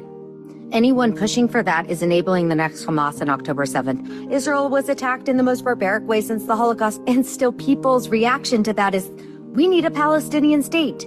A state for who? For Hamas for the people who elected and support them and their so-called resistance? A state for the Palestinian Authority that pays terrorists who murder Jews? We have tried and tried and failed and failed. All we have to do is look at what happened to Gaza after Israel withdrew in 2005. Hamas took over, they turned it into a terror base, which directly led to the horrors of October 7th. If this same thing happened in Judea and Samaria, the rest of the country would be in immediate danger. The Jews who live in Judea and Samaria today are not settlers. They are pioneers and heroes. They have made an ideological commitment to devote their lives to securing the biblical region, often under real daily threats. These families are raising their children on the land that is steeped in Jewish history, and they are doing so with faith, with the ultimate resilience, and of course with courage. I cannot stress this enough. Their presence is what is protecting Israel's heartland from becoming the next Gaza. We owe them a tremendous debt of gratitude because without them, the front lines of this war would be far closer to Jerusalem and Tel Aviv. Just think about that for a second. That is why it matters that President Trump recently announced that the U.S. will stop calling this land the West Bank, because words matter, and calling it the West Bank erases Jewish history. This land is Judea and Samaria. When they've taken everything away from us, the only thing that we really have is our connection to God and our connection to one another as Jews. They can never, ever take that away from us. The story of Agam Berger, who was somehow able to get her hands on a siddur from the IDF, and she was praying in captivity. They fasted on Yom Kippur and Tisha B'Av and honoring our ancient rituals and holidays while in the tunnels of Gaza. What it really shows us is that every time I come here, I'm just filled with so much hope and purpose, and it just reinvigorates me to keep fighting as hard as I possibly can for our future, for my children, for their children, for all of Klal Yisrael.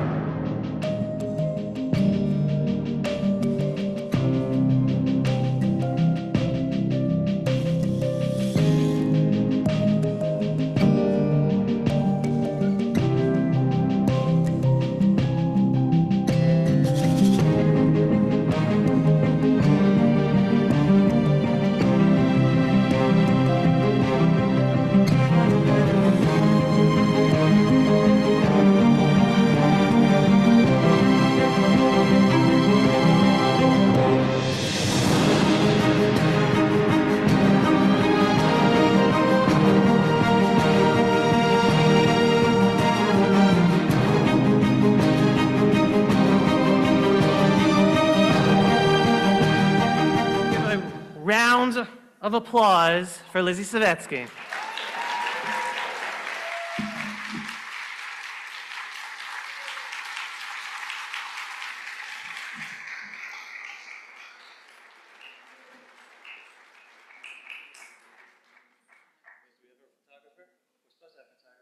In the meantime, I will read this again so that if anyone did not get to hear it or read it. The Brave Leadership of Zion Award to Lizzie Savetsky for boldly standing up and speaking out the truths about Israel and the Jewish people despite the consequences. We salute you for setting an example of Jewish bravery, strength, and pride. Thank you, Lizzie. Thank you so much.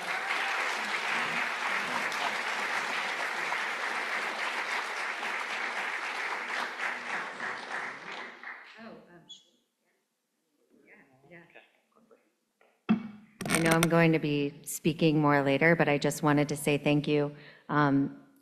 When I first was told that they wanted to give me this award, the message was for my courage to be politically incorrect.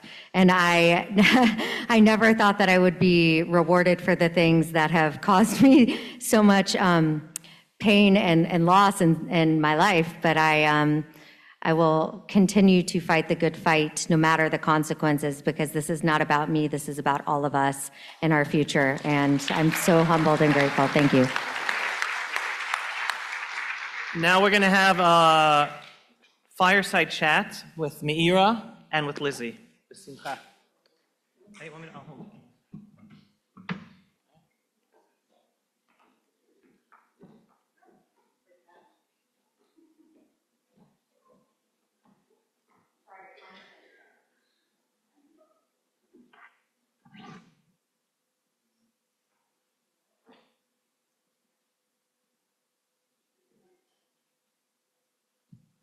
Can everybody hear me? Okay. So I know a lot of you are familiar with Lizzie. I mean, I think the whole world at this point is familiar with Lizzie. But Lizzie's really kind of well known for just doing what she thinks is right at the end of the day. And so I guess I want to start with that. You mentioned for like 2 seconds how much pain it caused. Can you share the reality of what it's like to actually share the truth, even though you kind of get a lot of flashback for it? Yeah, you know, I never saw my life going in this direction. This was not the plan. I didn't study this in school. And when I shifted my platform in 2021 and really pivoted to focusing fully on standing up for the Jewish people and the state of Israel, I suffered consequences, you know, on a mass scale. I lost my career as I knew it, but it actually just really paved the way for me to be able to know clearly that this is exactly what I was supposed to be doing. Because if I'm going to be in the line of fire for standing up for the truth, for standing up for my people, then so be it. Because this is an opportunity that I have that my ancestors who suffered through persecution, execution, and expulsion and murder didn't. And it's my privilege to be able to be controversial, as funny as that sounds. But yeah, on a daily basis, I'm not thinking about how I'm going to upset people today, but I often know before I pull the trigger on a specific piece of content that it is going to cause controversy. And, you know, when I take myself out of the equation and just think about the bigger picture and the greater good and the mission, it doesn't hurt my feelings, you know? I don't care if you don't agree with me. I'm gonna fight for what's right. Round of applause. Yeah. So on that note, I think you said you kind of lost out on some of the... Oh. That sounded actually so cool from up here. No, wasn't that so cool? What is that? That's a siren, yeah. I'm assuming so, because it We went have off now on had a everybody. red alert in the middle of This was not planned, but it's perfect timing. this is the safe room of the Begin Center. We are all okay to continue thanking Hashem above for looking after us and continuing with our Pulse of Israel program. Take it away. That's incredible. This is so Israel, by the way.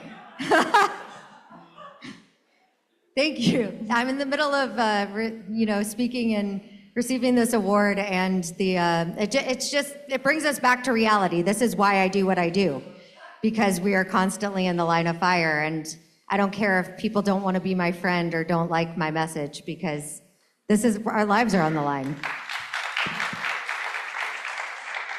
Well, I have to say on that note, you said you've lost out a lot, but I can definitely say the entire Jewish people have gained a tremendous amount from the fact that you've sacrificed on a personal level, because you kind of really set the example of what it means to be somebody who says, you know what, it actually doesn't matter if I have to sacrifice. We have to take the charge and we have to take the lead. And Lizzie really, I mean, at the end of the day, that's what you do. You take lead. Everybody who's pro-Israel in the online space knows Lizzie, sees Lizzie, watches your stuff. So on a personal level, I want to say thank you for that. It really means a lot. You were in Israel on October 7th, and was that a big part of this, do you think? Actually, you know, I had started devoting my life and my platform to Israel and the Jewish people about 2.5 years before October 7th, and I felt in a way grateful to be here and be experiencing to whatever degree I could what my people were going through. I actually looked at my husband in the bomb shelter that day. We were in Jerusalem, not far from here. And I said, well, we know exactly what is going to happen next. Israel's going to respond to this attack. The world is going to demonize Israel. And very soon, Jews all over the world, in the streets of New York City, Los Angeles, London, Paris, are going to be attacked for no other reason than the fact that they're Jewish. And I had already known that this was the pattern. And so I didn't have that great awakening on October 8th like so many other Jews, because I had lived through it as somebody who had been fighting in the digital space. And I knew that, you know, none of our lives would be the same, but my path for sure was very clear cut at that point, and I knew I was going to be extremely busy, and I was. I landed back in New York, went straight to Fox News. Oh, here we go again. Well, we love the drama. It sounds so cool from here. It's like there's like a musical symphony going on. What did you say? You know what? Maybe it's me. Is it me?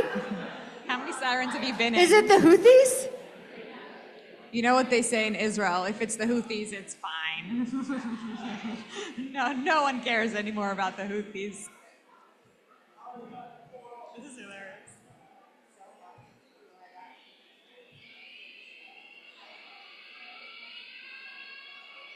A ton, but I also went to Kiryat Shmona, so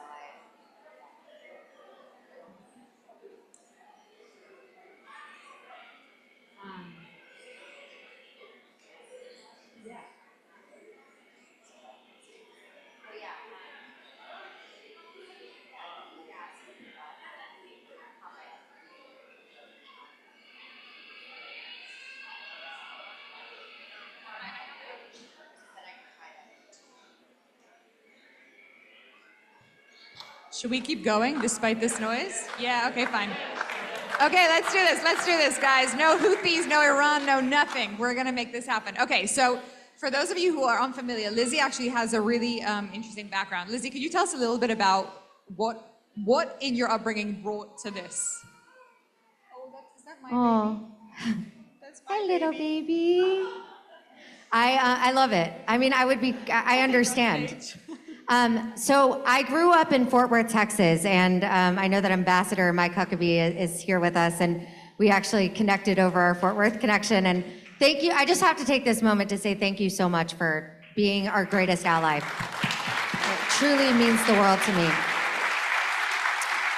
And I didn't have the kind of upbringing you would think would pave the way for this job that I do today. I grew up singing on a country music show. I actually yodeled for Ambassador Mike Huckabee when I met him because I knew that he would remember me if I did that, and it worked, right? Yeah, you remember it, yeah. Because not many people can yodel. Oh, I should do it? I don't know, because Kolisha may not. I won't yodel, but if you want to see a video of me yodeling, there's one on my Instagram.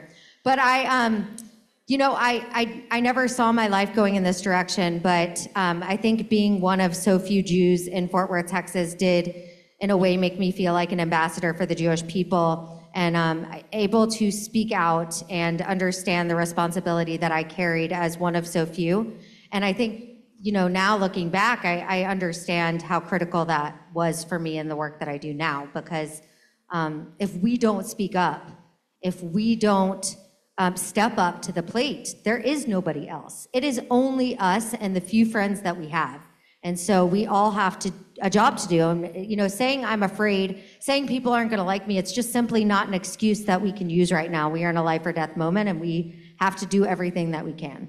Hear, hear. So on the note of in a life or death moment, you're really at the intersection. I think at this point we can consider you an honorary Israeli. Oh, thank you. You're here all the time.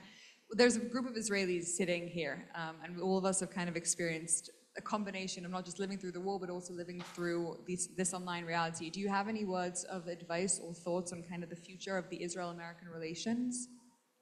Well, I have to start by saying thank God that President Donald Trump is in office right now.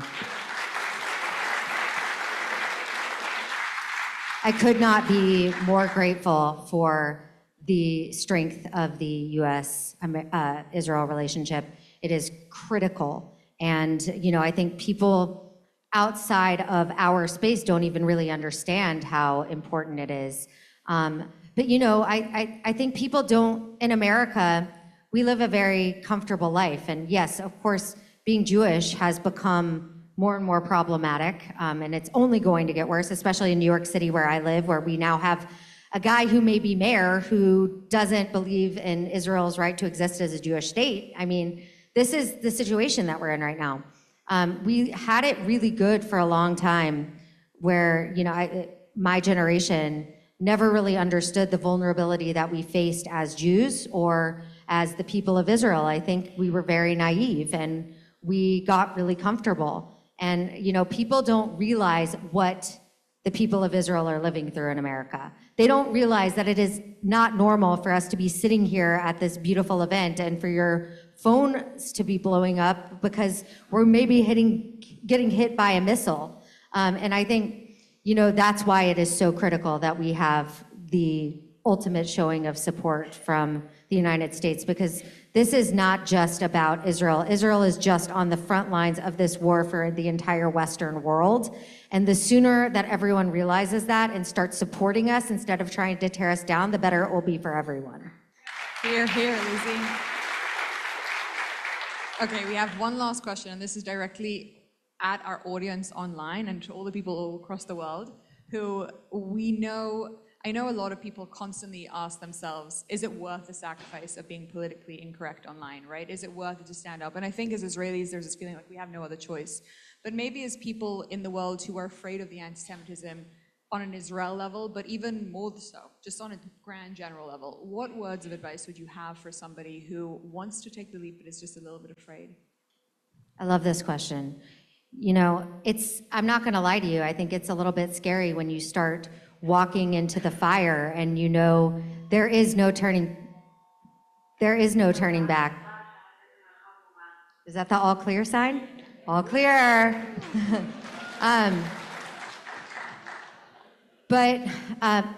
You know, I look at history, and all of the people that I look up to that I have on a pedestal as heroes are people that were not afraid to stand up for what was right despite the controversy.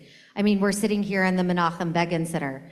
He's an absolute hero of mine, and he was a man who was not afraid to say what was right, to do what was right. He, you know, was the head of the opposition for 19 years before becoming the prime minister. He was not willing to compromise on his morals and values, and you're never going to regret standing up for the truth, whether that is in your private sphere of influence or whether it's online to hundreds of thousands of followers, because every voice counts, and this is the moment to rise and to step up, and it's not the moment to be afraid, because they're coming for us no matter what, and we have to go down. We're not going down, but we're gonna fight tooth and nail and do everything that we can, but that takes the courage of all of us. We're small in number, but we are really, really powerful when we have the bravery and courage to do what's right. Thank you, Lizzie, so much. Thank you. Thank you so much.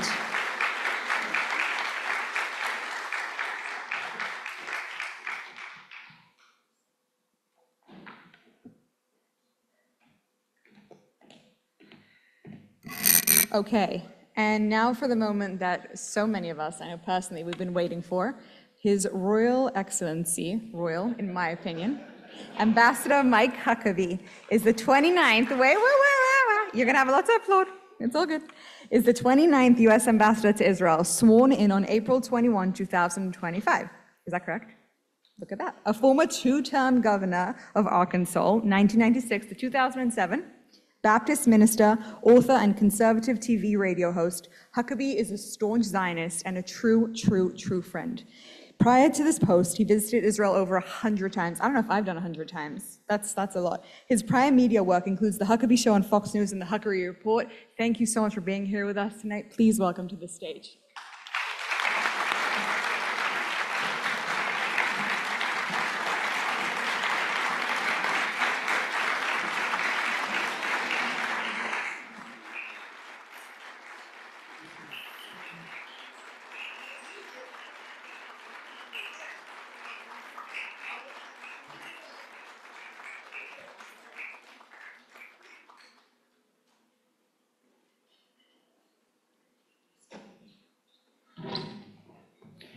Lizzie was talking about the fact that she yodels. I told her, I said, you've got to do it. People in Jerusalem have never heard yodeling, right? You have no idea what it is. So I want to prepare you. I'm going to do it? Yes, you're going to do it. Come to the microphone. Okay. I can't say no to the ambassador, so if you're, close your ears if you don't want to hear this. Okay. I want to be a cowboy sweetheart. I want to learn to rope and to ride. I want to ride through the plains and the deserts, out west of the Great Divide. I want to hear the coyotes sing as the sun sets in the west. I want to be a cowboy sweetheart, the life I love the best. Yodelay, yodelay,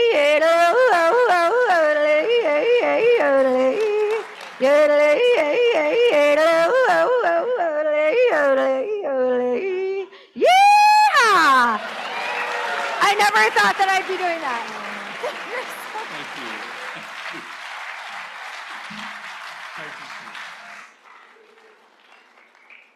Well, I'm done. Thank you so much. Now you can go and say we had a siren and yodeling. All the same night at the Begin Center. You never know what's going to happen in Jerusalem, right? What a place. I was in Washington just a few weeks ago when the Prime Minister was there to meet with the President for a week of meetings, and it was an extraordinary week. And let me just say to you, the press never will figure this out. But the Prime Minister of Israel and the President of the United States already had a very strong relationship. But I witnessed something that week that was extraordinary, and it is that two people came together, leaders of the free world, both making courageous decisions just a few weeks before to do something that needed to be done, but that was very risky, and that is to make it clear to Iran that they were not going to have a nuclear weapon. The President had been saying that. The Prime Minister had been saying that.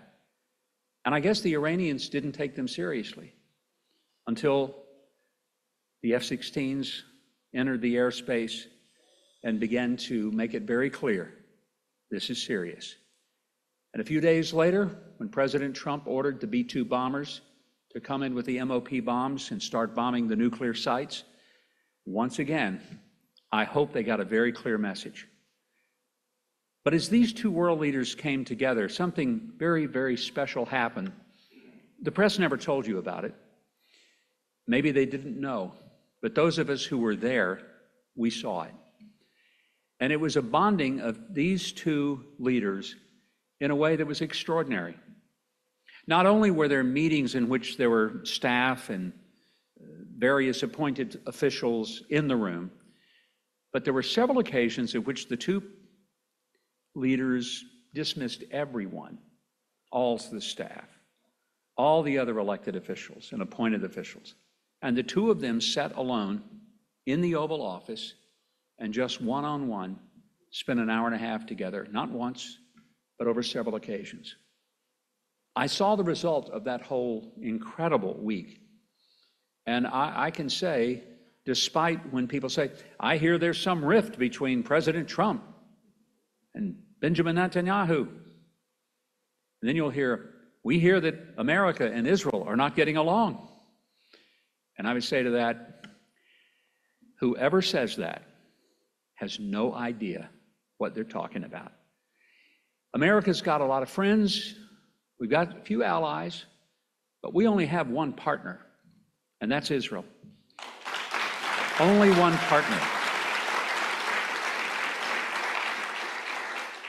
And as I've said on several occasions, when people ask, are America and Israel getting a divorce? I say absolutely not. Neither country could afford to pay the alimony.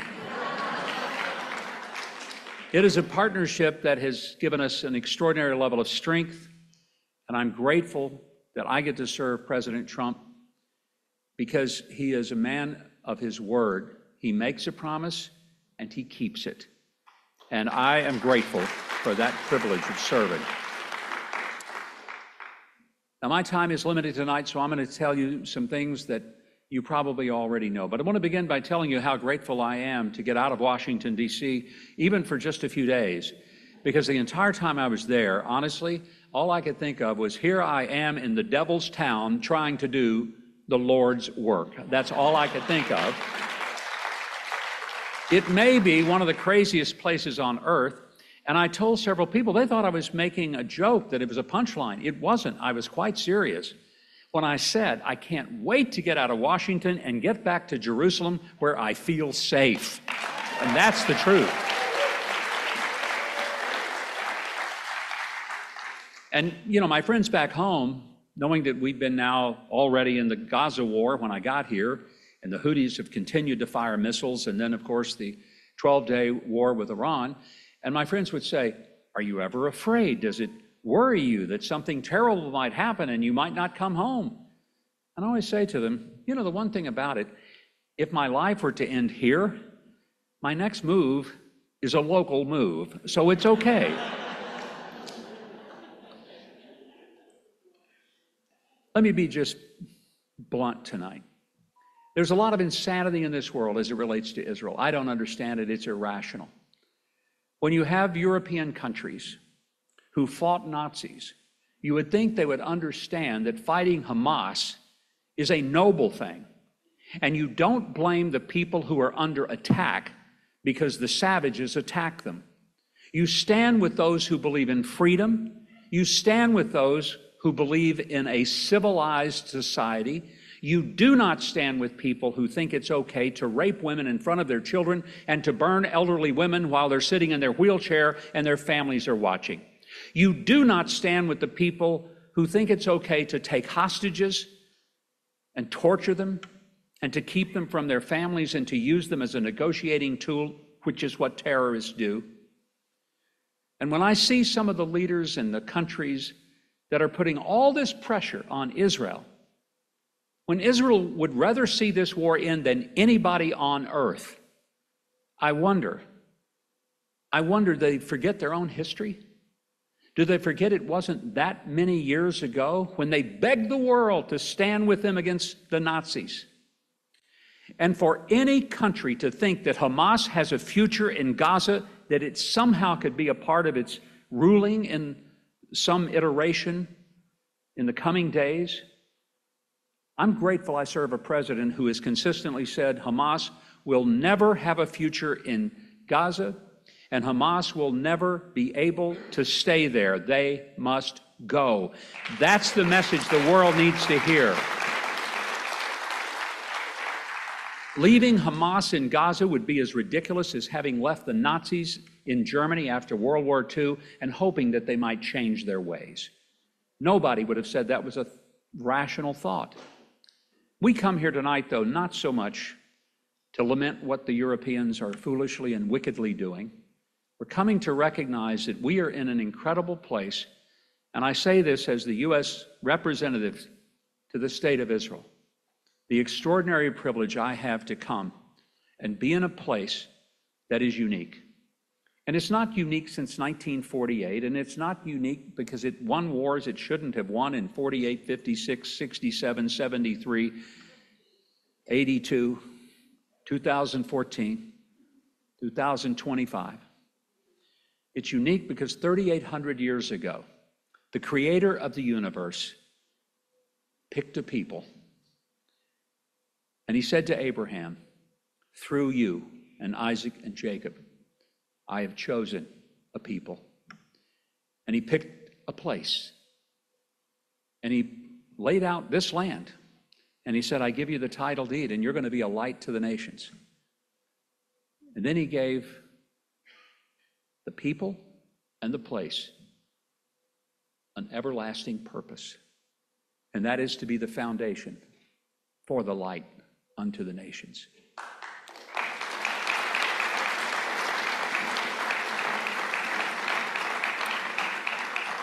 As most of you are aware, I'm not Jewish.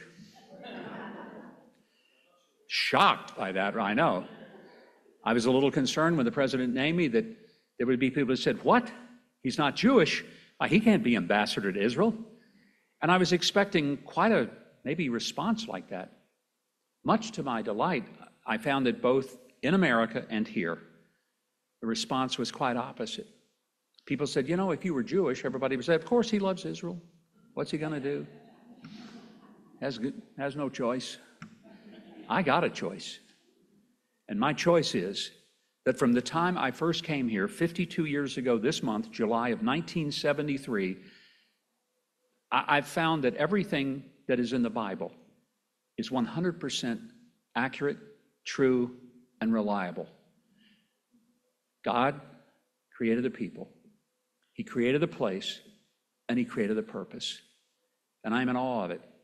For 3,800 years, it's not been what a group of people decided. It's not been what a League of Nations or a United Nations decided. It's been something that God decided. And in Genesis 12, when we're told that those who bless Israel will be blessed and those who curse Israel will be cursed, we can either believe that or not. I choose to believe it, and I'd much rather be on the end of his blessing than I had on the end of his curse. So I stand with Israel.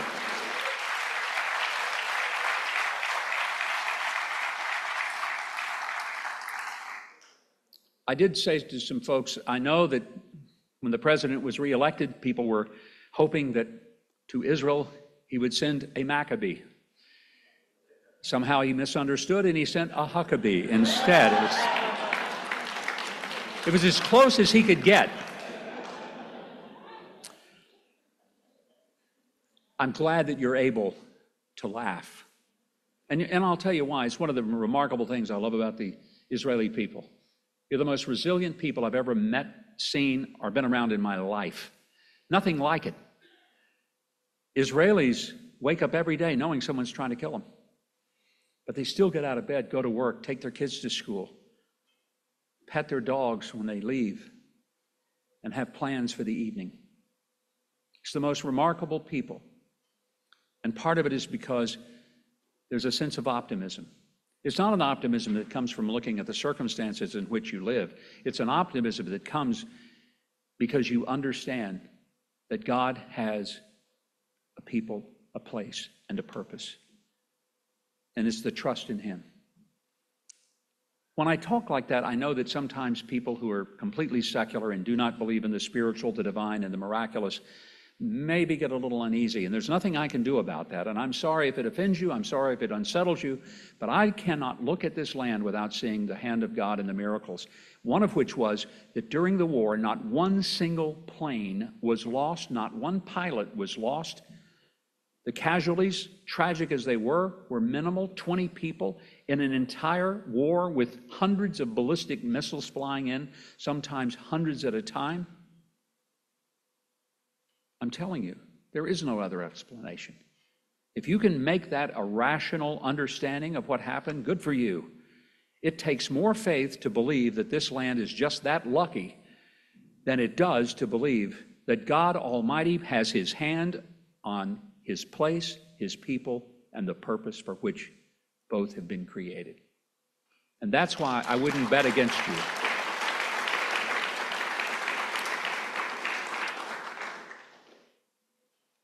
I pray that there will come a time when the lights will come on for people around the world, mostly in Europe.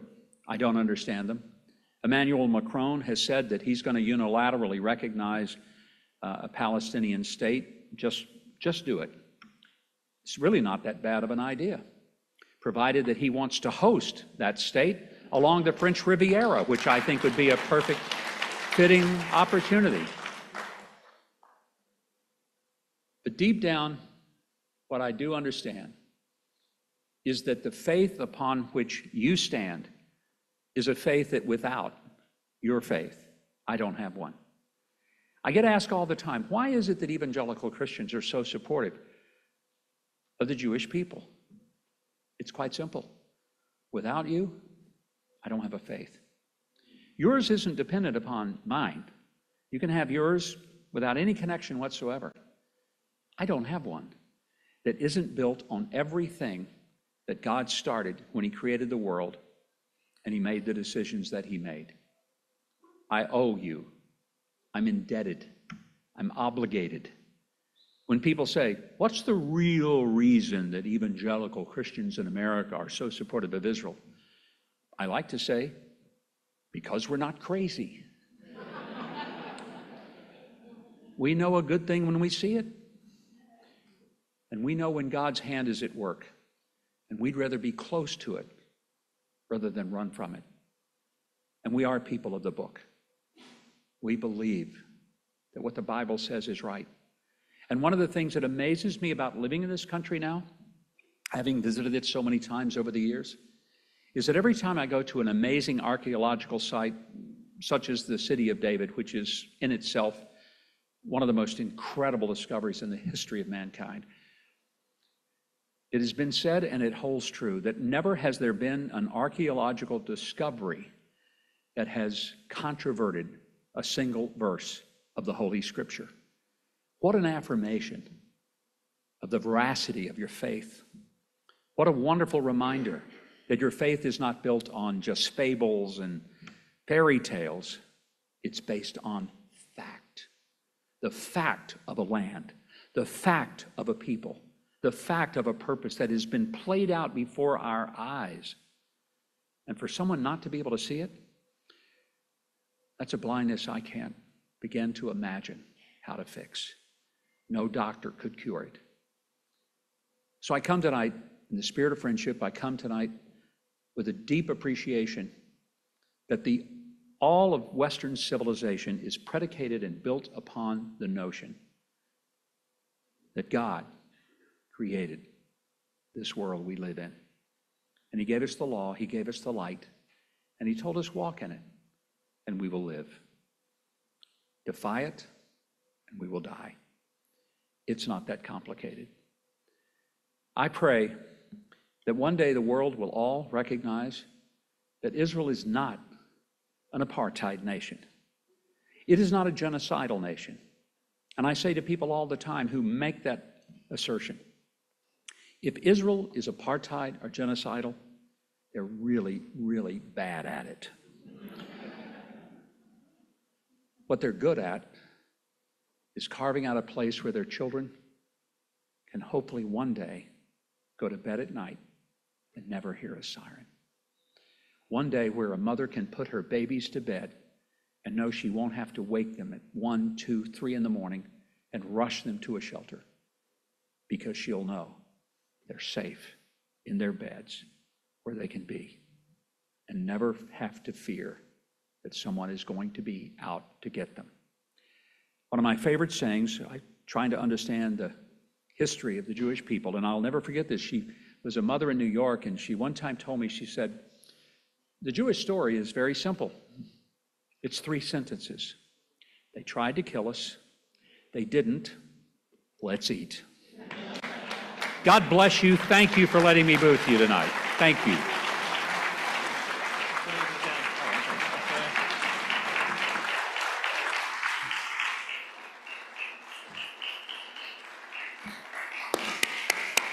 I'll go ahead. But before Ambassador Huckabee goes down, you referenced the miracles of the war, and there are so many to count. It's unbelievable.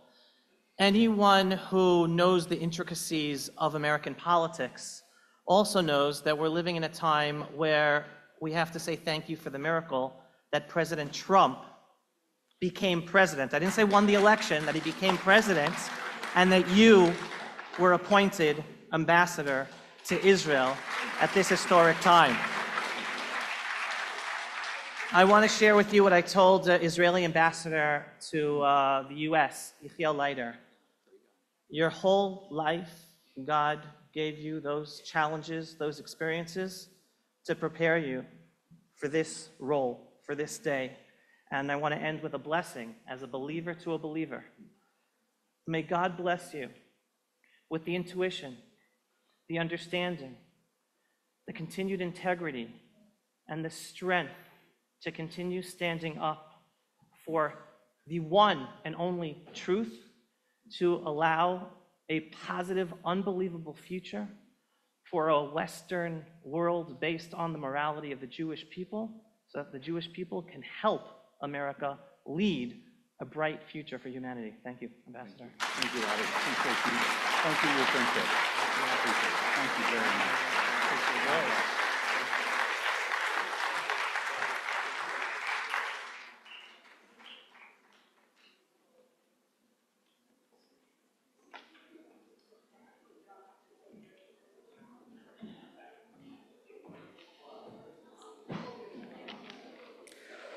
Whoa.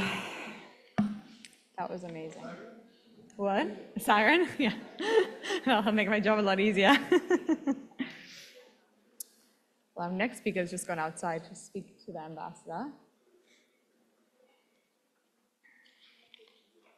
Okay,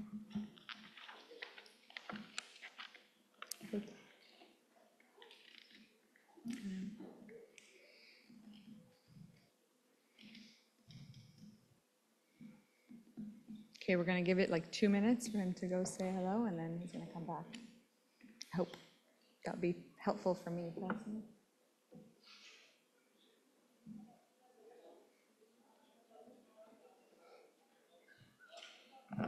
I'm not saying anything, I'm just waiting for our next speaker to come back in. Okay, our next speaker is member of Knesset, Amit Halevi. He is a Likud member of the Knesset, first elected on July 30th, 2020, serving in the 23rd and 25th Knessets. A graduate of Bar Ilan University with a BA in Historical and Political Science and the Hebrew University in Public Policy, born to an Israeli-Turkish rabbinic family, he served in the IDF's armored corps and spent a decade at Merkaz Harav Yeshiva. Halevi co-founded the College for Government and Leadership in 2007. He has held key roles in the Foreign Affairs and Defense Committee, chaired its subcommittee on security infrastructure, and is a vocal advocate for judicial reform and Zionist settlement, although I hate that word, policy. Thank you, and welcome MK Amit Halevi to the stage.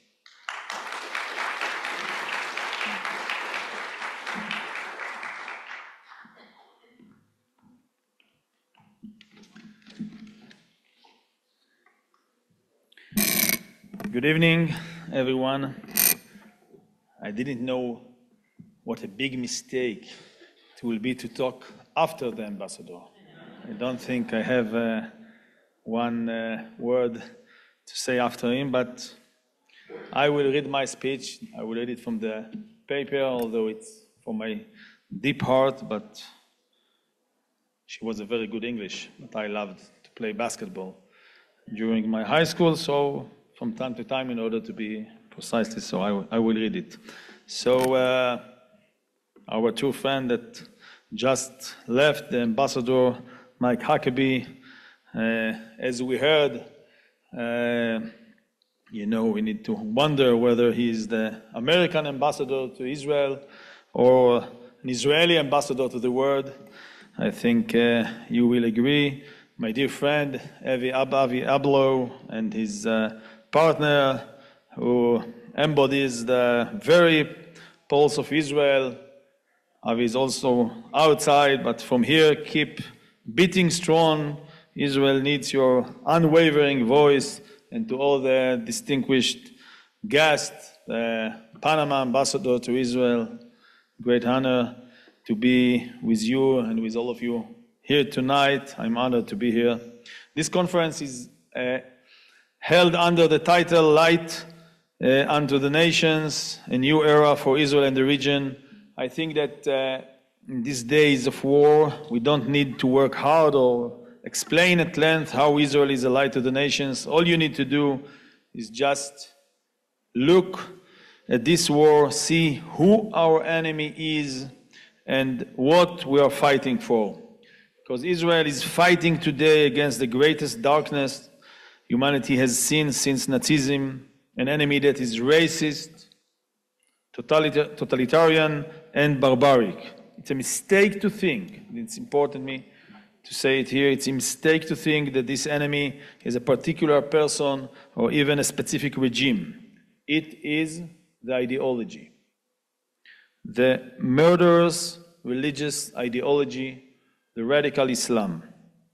And it makes no difference whether it comes from Iran or Turkey, Shia, Shiite, or Sunni. And it also doesn't matter if it wears a suit, grooms its beard, or smiles into the cameras. I think you know whom I'm talking about. In the context of the clash of civilization, the clash of ideologies, I want to emphasize here two values, two lights. Yes, light to the nation, two lights that Israel is radiating in this war. Firstly, the light of freedom. In contrast to the dictatorial concept of God in radical Islam, the concept of a God who imposes his will on humanity and whose believer, as his messengers in this world, are obligated to follow his path and impose his will upon the entire world by violence. In contrast to this worldview, which has manifested in 1400 years of violent conquest across many regions of the world, as you know, stands Israel, representing a God who sees the human being as a partner in repairing the world, tikkun olam, as we say in English, tikkun olam. Okay, a God who sees freedom as the supreme expression of being created in the image of God, a God who desires a free human being with free will, and upon this sacred value of liberty we have founded in the new era the democracies. As it says at the beginning of the American Constitution, we the people, in order to, some things there, and it ends with, in order to secure the blessing of liberty to ourselves and our posterity, do ordain and establish this Constitution for the United States of America. The IDF soldiers are fighting today in the streets of Gaza and Khan Yunis, but they're not fighting only for Israel. They are fighting for the freedom of the citizens of France and Britain. Absurdly, yes, those very countries that today condemning us today, and as the ambassador has just said, have also very, very bad ideas.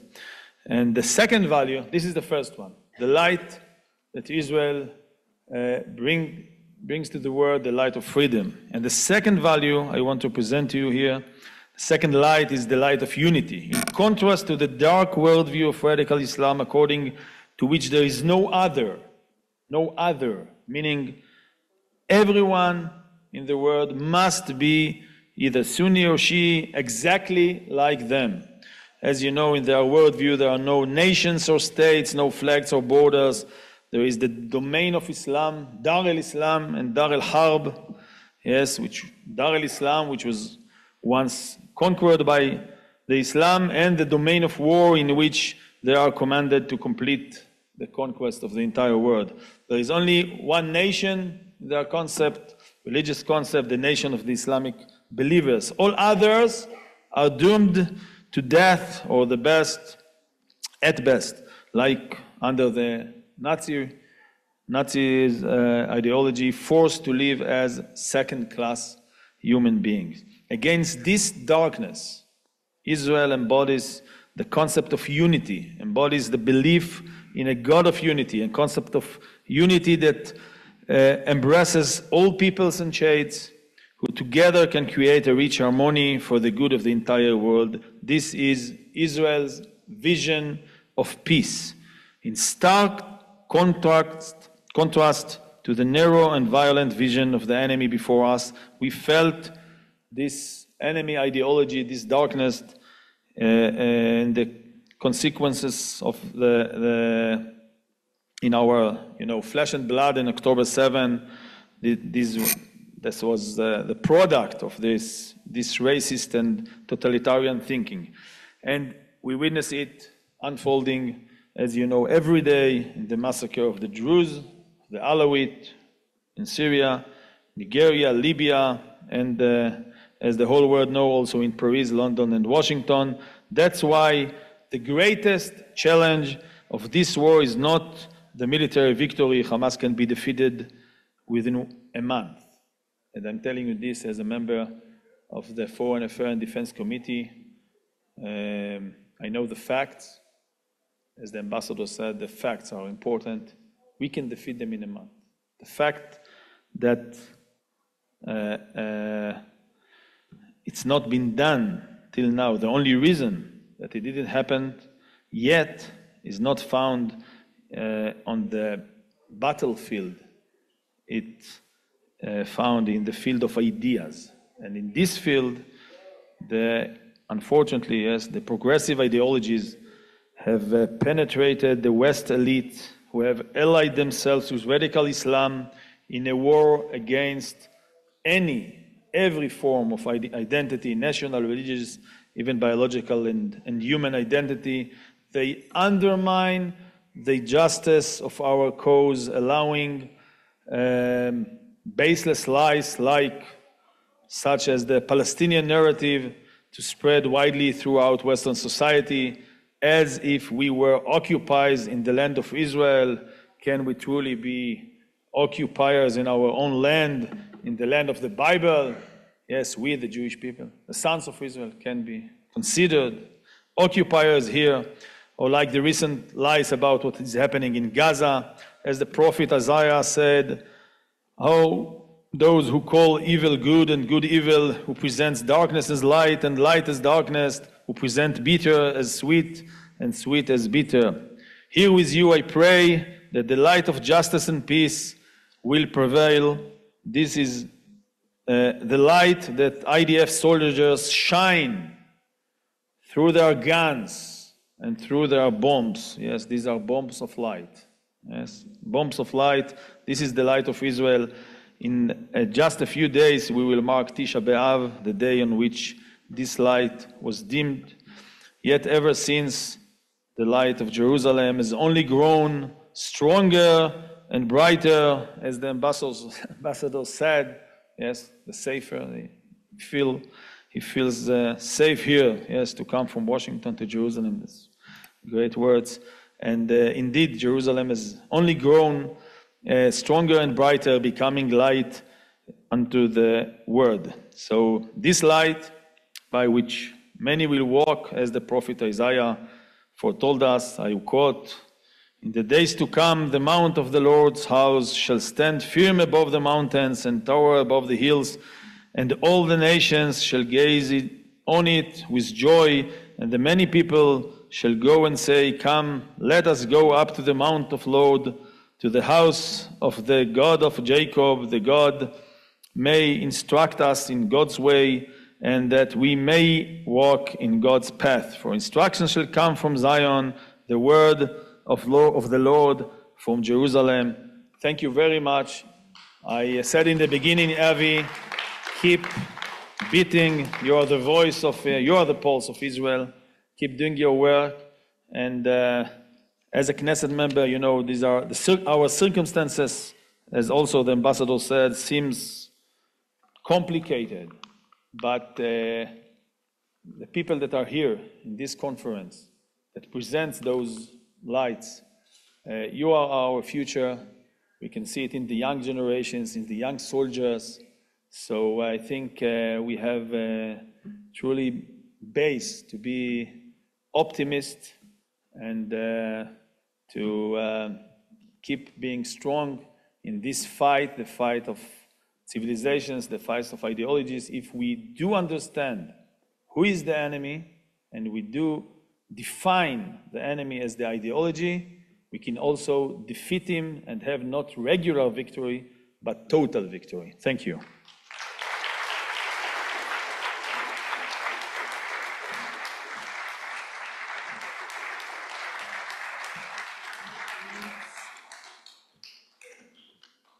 Thank you for your kind words. Dr. Mordechai Kedar is a specialist in Middle Eastern Studies, research fellow at the Begin Sadat Center for Strategic Studies, and vice president of News Israel, a pro-Israel media organization. He served 25 years in the IDF intelligence, mainly Unit 8200, retiring as lieutenant colonel, and is the founder and former chair of the Professors Forum for National Resilience. With a doctorate in Arabic from Bar-Ilan University, Kedar appears regularly on Arabic-speaking media, including Al Jazeera, and is known for proposing the Palestinian Emirates Plan, a vision dismantling the Palestinian Authority into tribal emirates across Judea, Samaria, and Gaza, whilst maintaining Israeli control over rural zones and integrating settlements. On a personal level, I have listened to Dr. Kedar for years and years and years, and he's a huge part of how I know everything that I know about the Middle East. So thank you so much and welcome.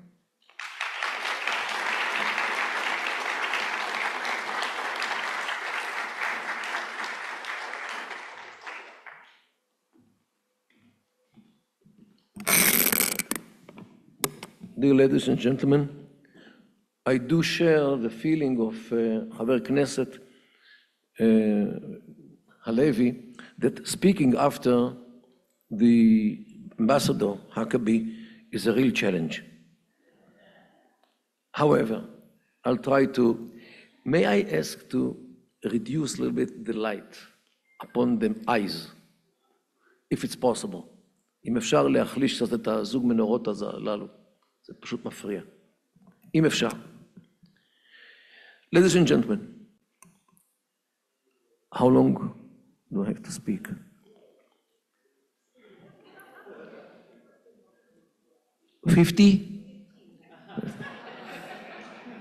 You know, professors usually are used to speak in segments of an hour and a half. My limit is the morning prayer. Okay, let's start to be a little bit serious. The Middle East, which is the region which we live in, is divided roughly to two kinds of states. All of them speaking Arabic, but there is a big difference between one group and the other group. The one group is a failing states or failed states. Lebanon, Syria, Iraq, Sudan, Yemen, Libya. Jordan might join these problematic countries. Let's say that this is the failing states. And there are other states which are very successful. Is there a way to reduce the...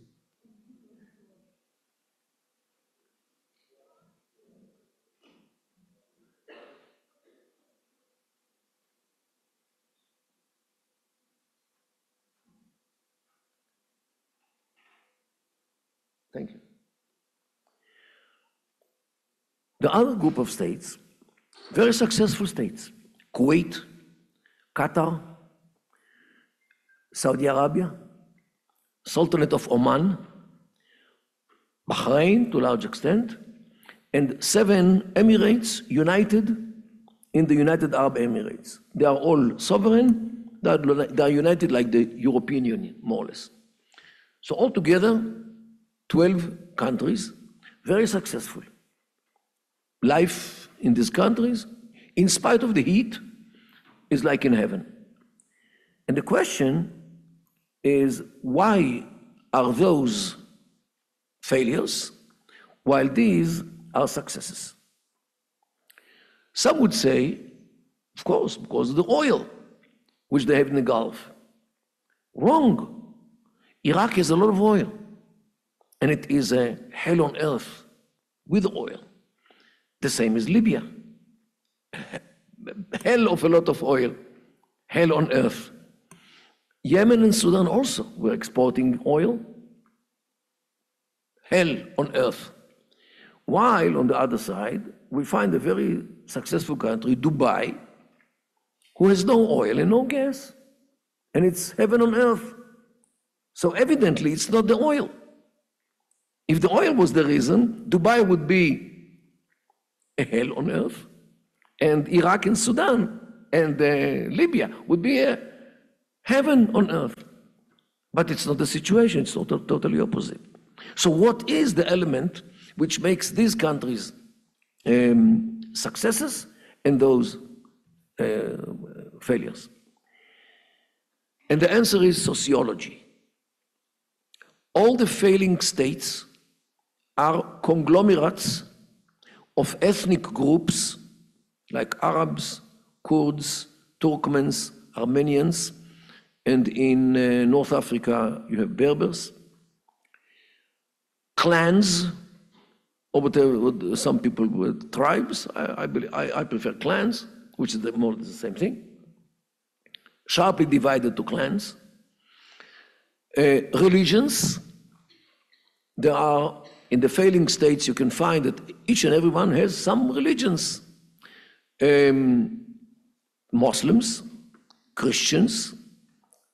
In Syria, you have Alawites and Druze, and Yazidis in Iraq, Shubaks in Iraq.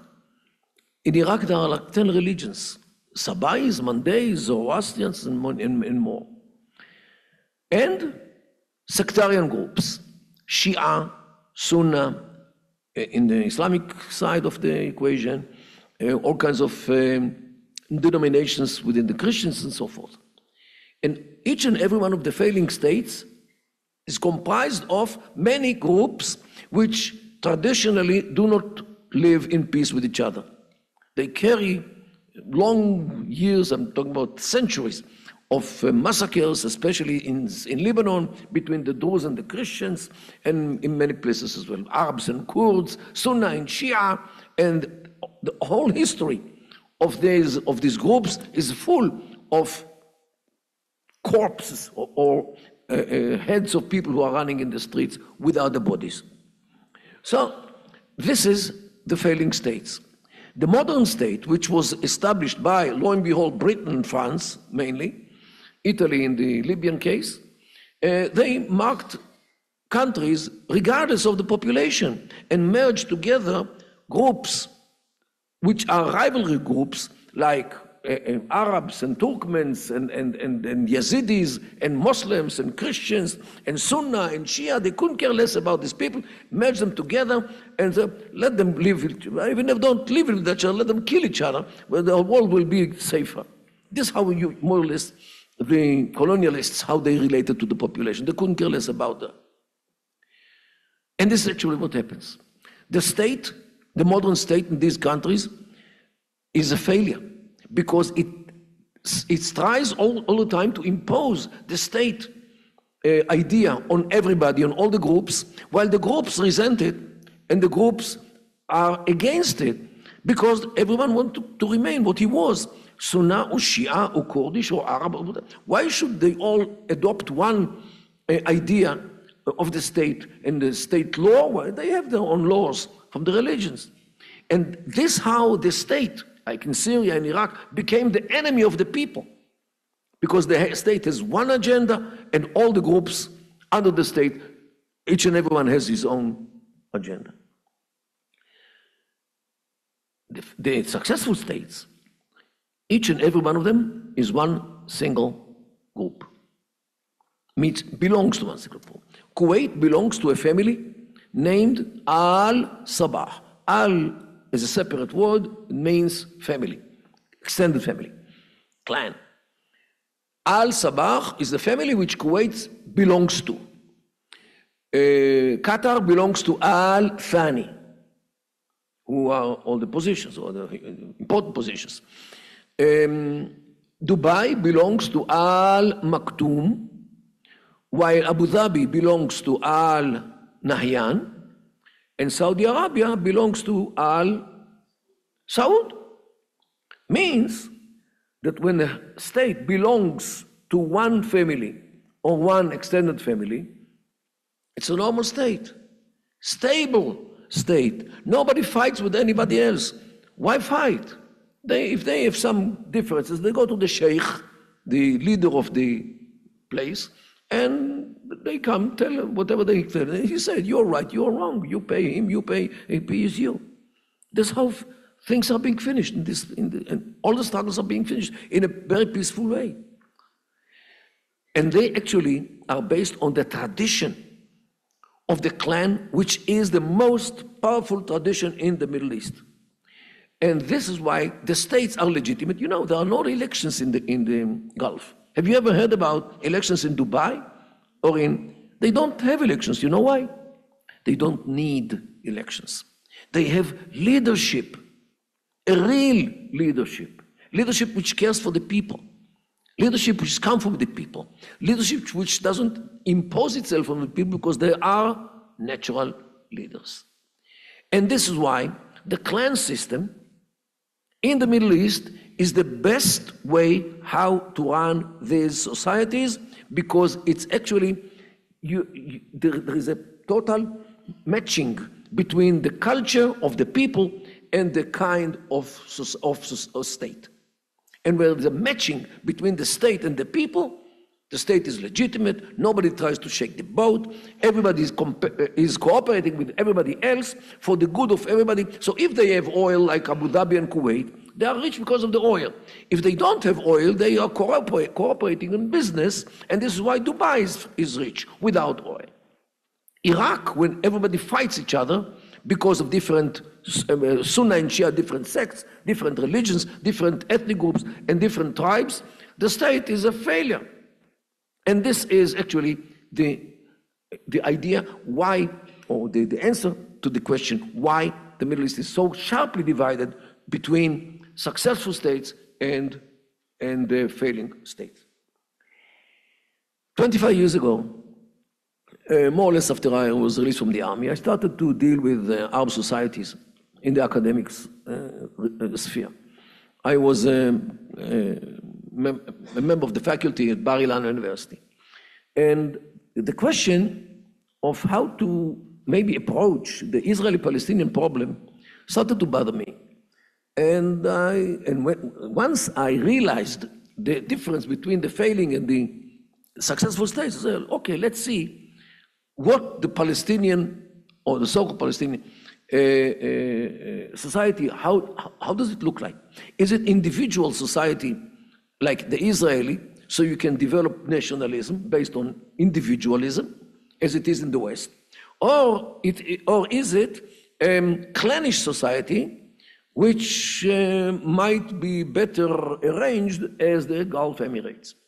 And very quickly I found out that if you tell me the name of somebody who lives in Judea and Samaria, it was in Gaza until the war actually dispersed all the clans, but in Judea and Samaria, where the clan system still is alive and kicking, in some cases alive and killing, but usually it's alive and kicking, means alive. If you tell me the name of somebody, family name, I'll tell you where he lives. If his name is Jabri, or Kawasme, or Nachi, or Tamimi, or Abu Snena, he lives in Hebron. If his name is Masri, or Tukan, or Shaka, he lives in Nablus. If his name is Baruthi, or Abu Ain, or Tawil, he lives in Ramallah. If his name is Karmi, he lives in Tulkarem. And if his name is Arikat, he lives in Jericho. Means, since every clan lives in its compound, and this is the homeland in their definition, the homeland is not between Metula and Elat. The homeland is the clan. Once you go out from the clan and you settle in other place, which belongs to another clan, you live in exile. This is their mindset. So, therefore, since they live in family or clan compounds, you can very easily locate people according to their names. Okay, so this is how it works. So, I started to speak to people, local people. I started in Hebron, about the possibility to establish an emirate in Hebron, actually to emulate the paradigm of the Gulf Emirates to these societies. Why should we create a whole state based on them all, and which will finish like Syria? And I wrote on Syria my PhD, and I knew exactly the problems. I wrote it already in the 90s, and in the PhD I already foresaw. I didn't know when it will happen, but the dismemberment of this country as we see today, it was more than clear that someday it will come. It was clear. I didn't know when, but I was more than sure that it will come, because it cannot, because the state is illegitimate in the eyes of the population, or most of the population. So in order to create a legitimate entities, these entities have to correspond with the population. And the emirate paradigm does it the best way. So I started to negotiate with the clans of Hebron, with the sheikhs of Hebron, the leaders of the clans. And all the questions were only about technical issues, how they can import and export from Ashdod harbor. And those days, the terminal number 1 in Ben Gurion Airport was abandoned, and the mice were bigger than the cats. So the chief of Hebron, the Sheikh Farid al-Jabri, when I sat with him, it was 2011, he said, I want Terminal 1, you use Terminal 3, and I will clean it, and I will use it for my emirate. Where is the problem? Okay, all his questions were about technical issues. How do I get to Jerusalem? How do I get to Jordan? How do I get to Ashdod and Ben Gurion? These were his questions. He never had anything in principle against the Emirate of Hebron. Everything was about technical issues. He passed away like a year and a half ago, and his son, replaced him in many issues. And 3 weeks ago, the Wall Street Journal published a whole article about this Emirate of Hebron, which some sheikhs want to establish.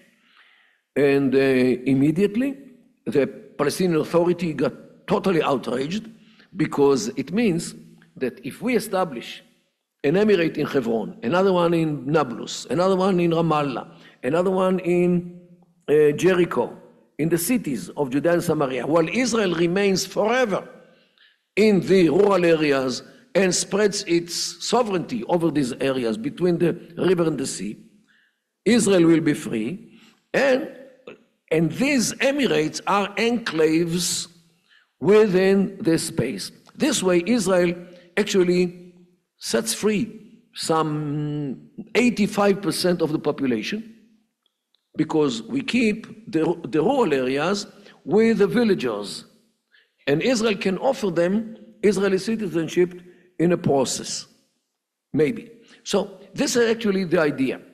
Emirates in Judea and Samaria, 7 emirates in the cities of Judea and Samaria. Israel remains in the rural areas.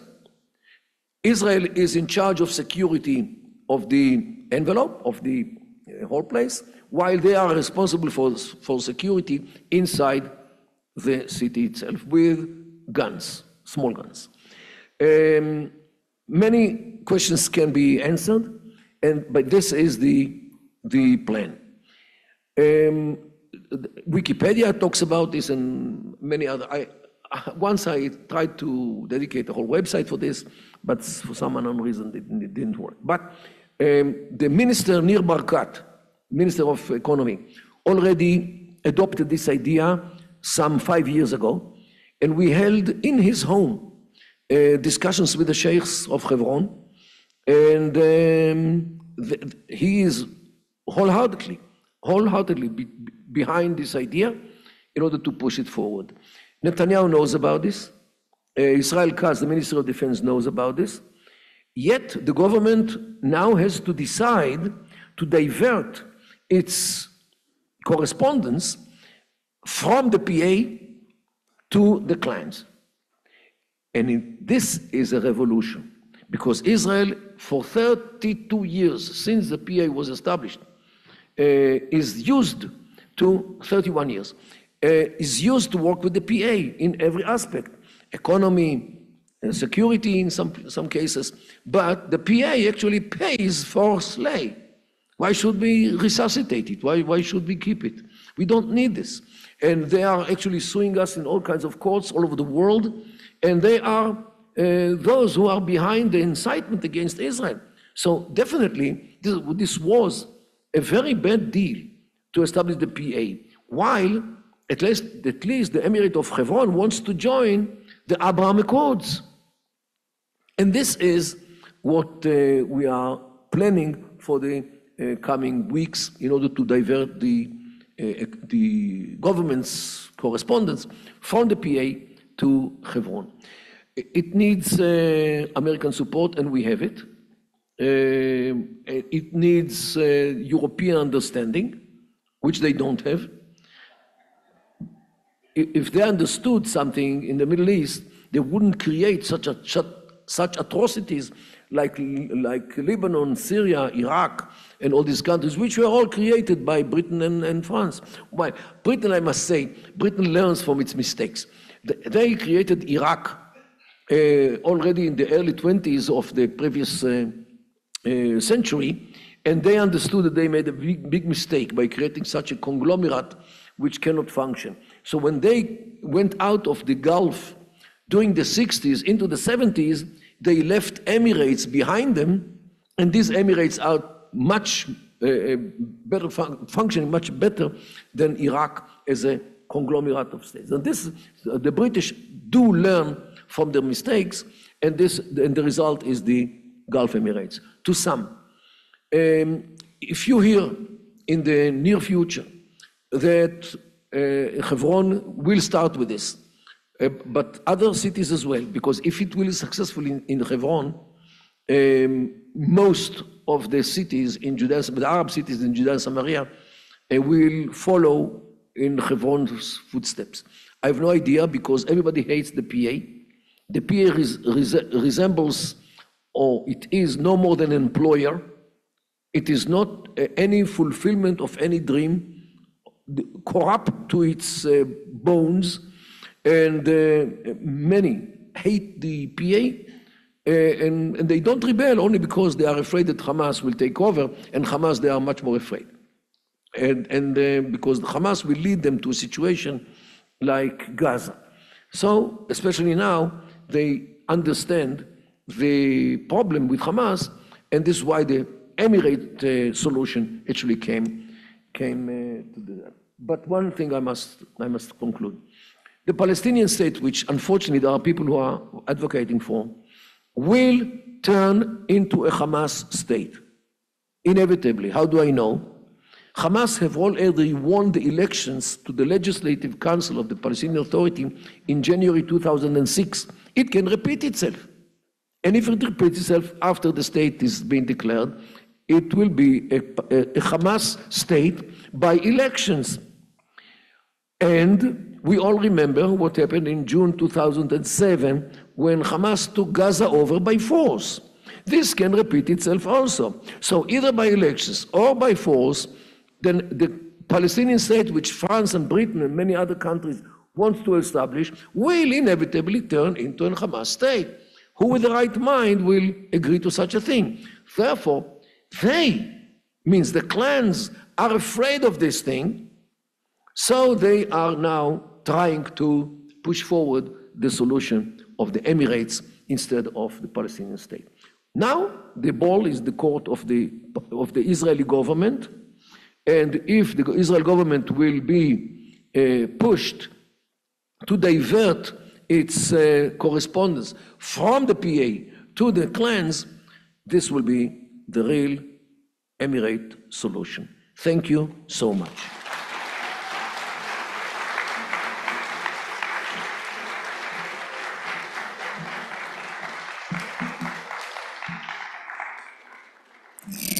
Thank you, Dr. Kedar, for that deeply insightful talk. It is now my honor to invite Robert L. Mayer. He is a Hong Kong-based businessman, retired lawyer, and lifelong advocate for Israel, a Columbia-educated legal expert and entrepreneur. He has written and lectured extensively on Israel's international legal rights, jihad, and radical Islam. A Zionist since 1966, he remains a vocal supporter of Israel in global forums and media. His speeches and writings can be found at Israel Advocacy.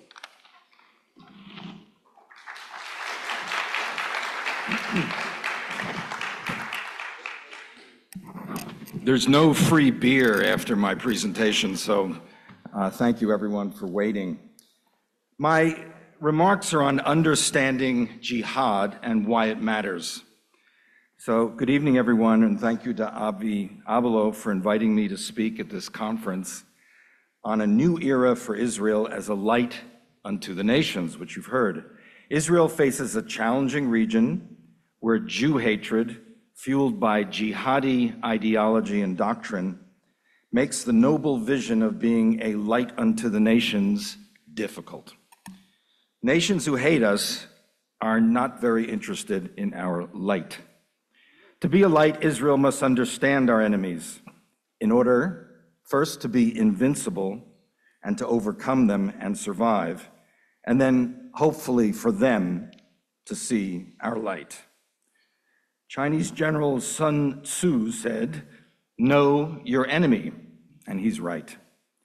Tonight I'll explain the Islamic doctrine of jihad, its motivations, and why understanding it is critical for Israel's security and future. Many Israelis underestimated Hamas before October 7th, believing that Hamas prioritized Gaza's prosperity over conflict.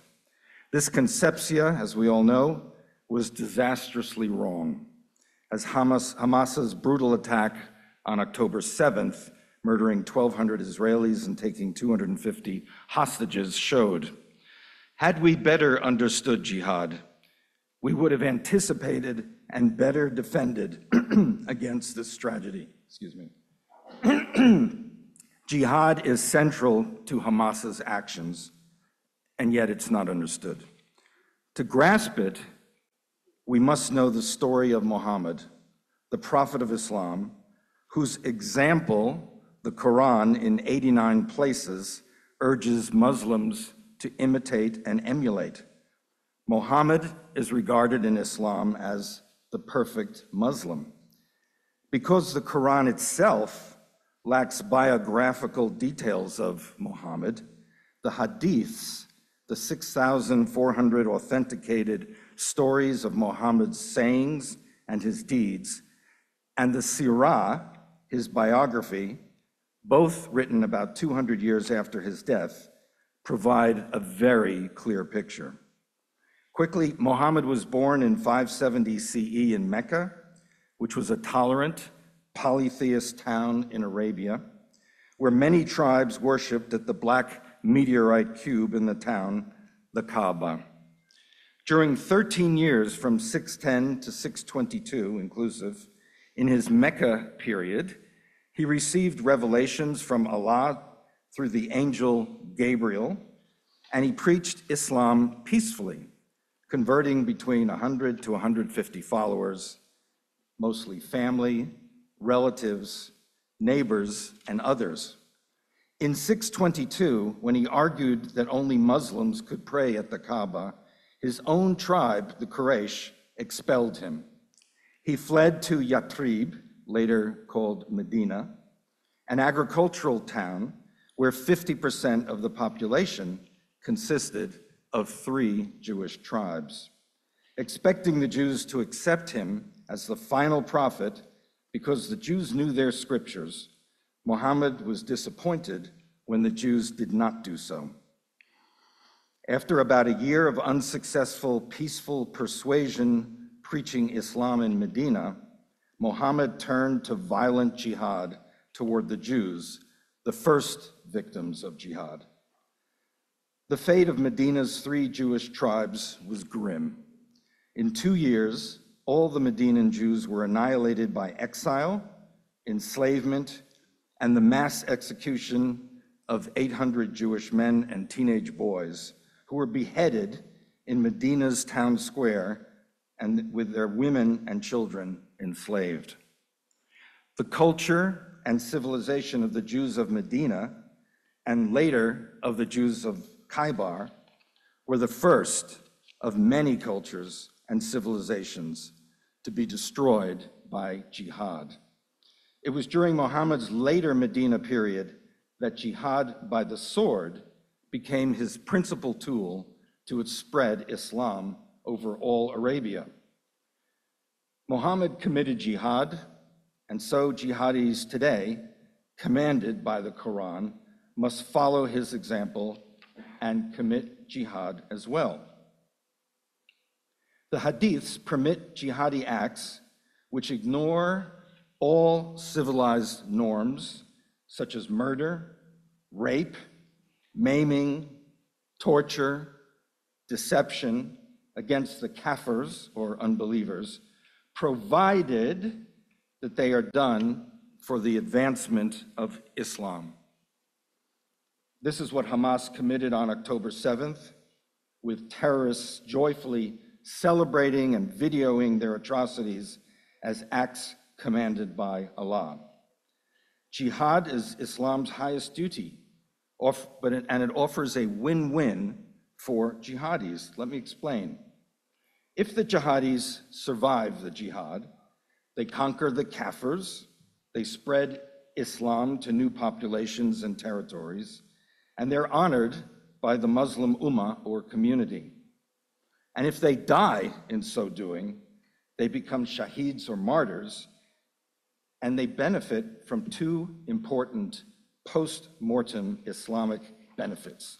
First, they skip the terrors of the grave. That's a Muslim belief in torment in the grave for long periods of time by 2 angels fighting over whether the deceased should be sent to heaven or to hell. Thanks.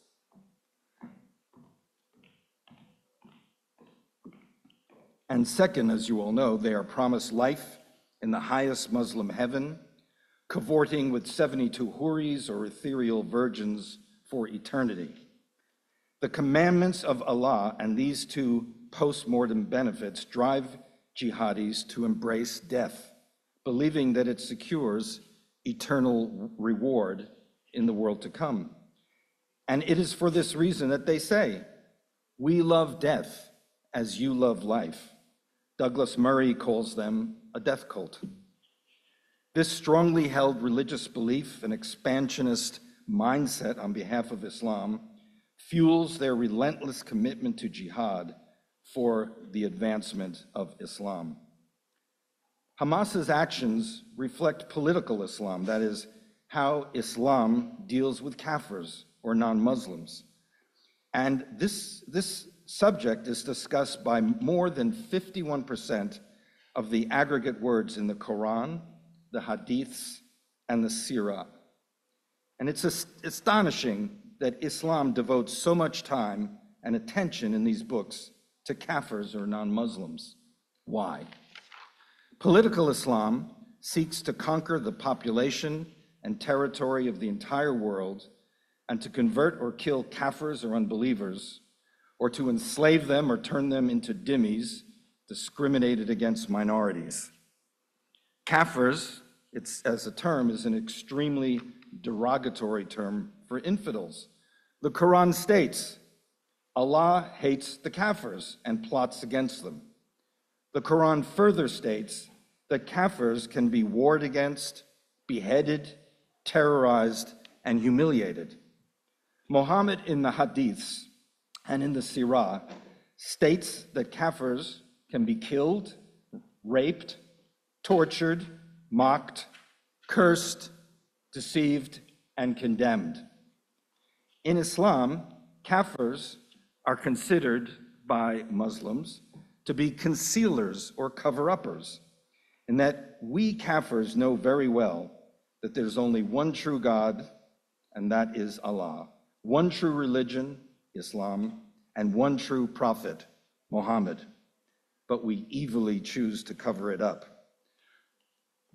Quran Surah 2 verse 191 declares, "Drive them out from where they drove you out," commanding that lands such as Israel, which have been conquered by Muslims, in the case of Israel from the Byzantine Christians in the year 637, remain Islamic forever.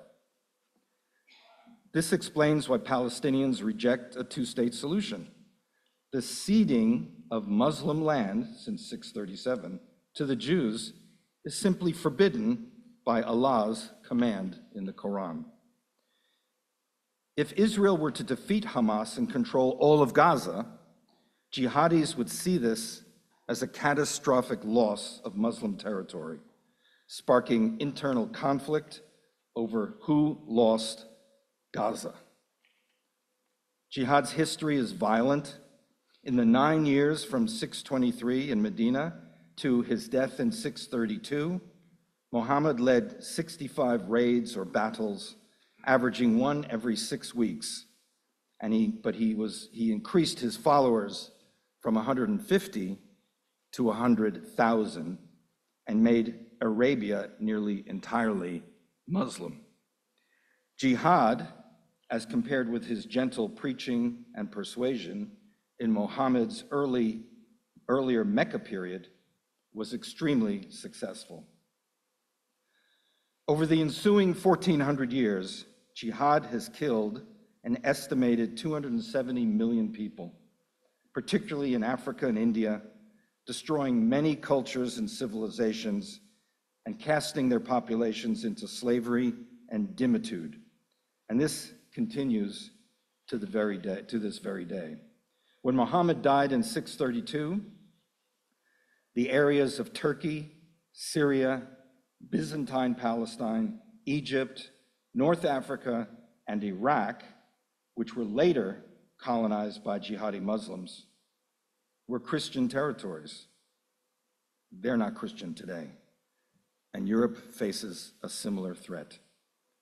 Jihadis view treaties like Muhammad's Treaty of Hudaybiyah as hudnas, or temporary ceasefires to be broken when they become stronger, their enemies become weaker, or both. This long game mentality means that jihad never ends.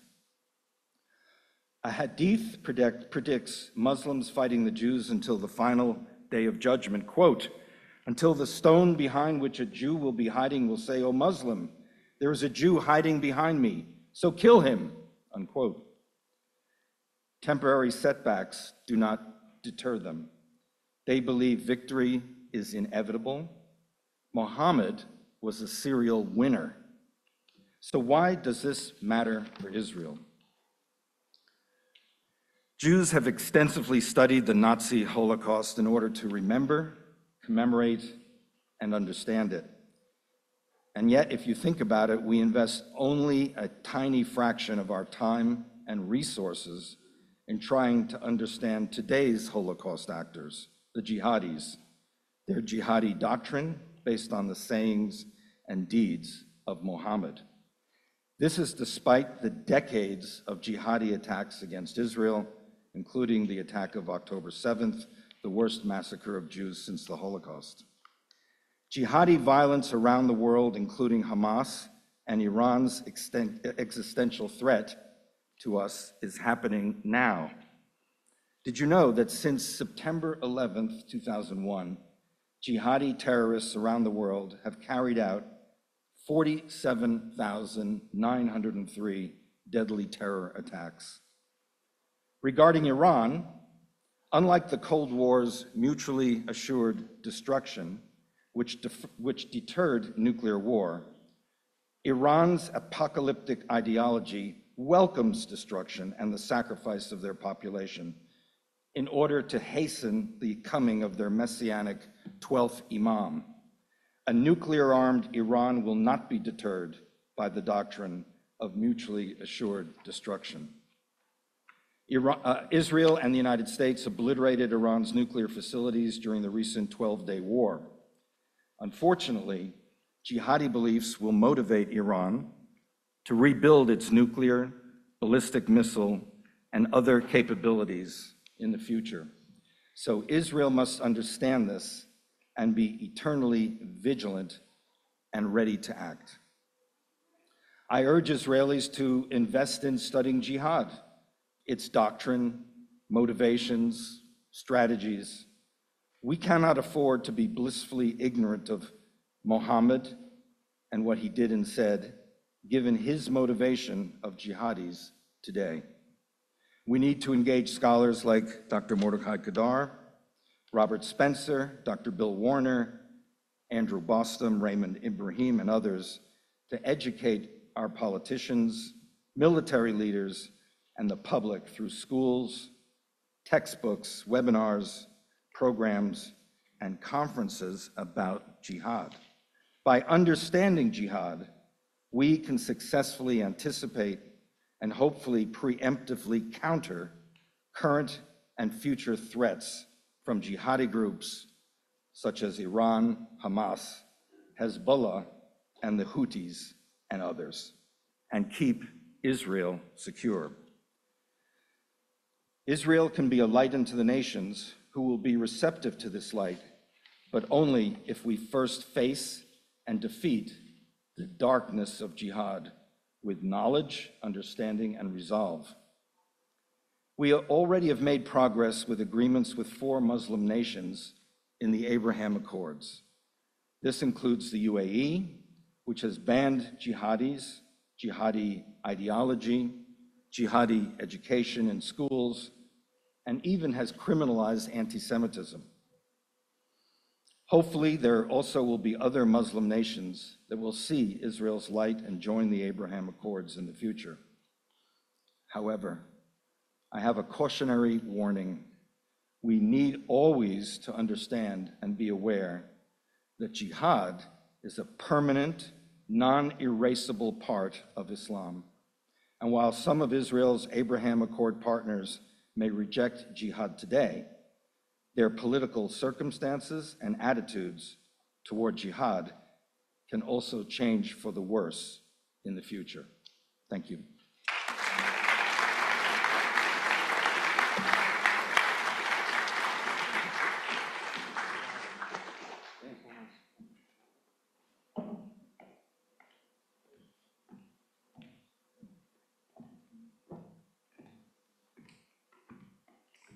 For our final speaker of the night, I am honored to invite Rabbi Leo D. He was propelled into the public eye on 7th of April 2023 when his wife Lucy and two daughters Maya and Rina were tragically murdered by Hamas terrorists in the Jordan Valley. Yehi Zichronam Baruch. Since then, he has focused his times on bringing words of hope to the Jewish people, both here and abroad. Thank you for being here with us tonight.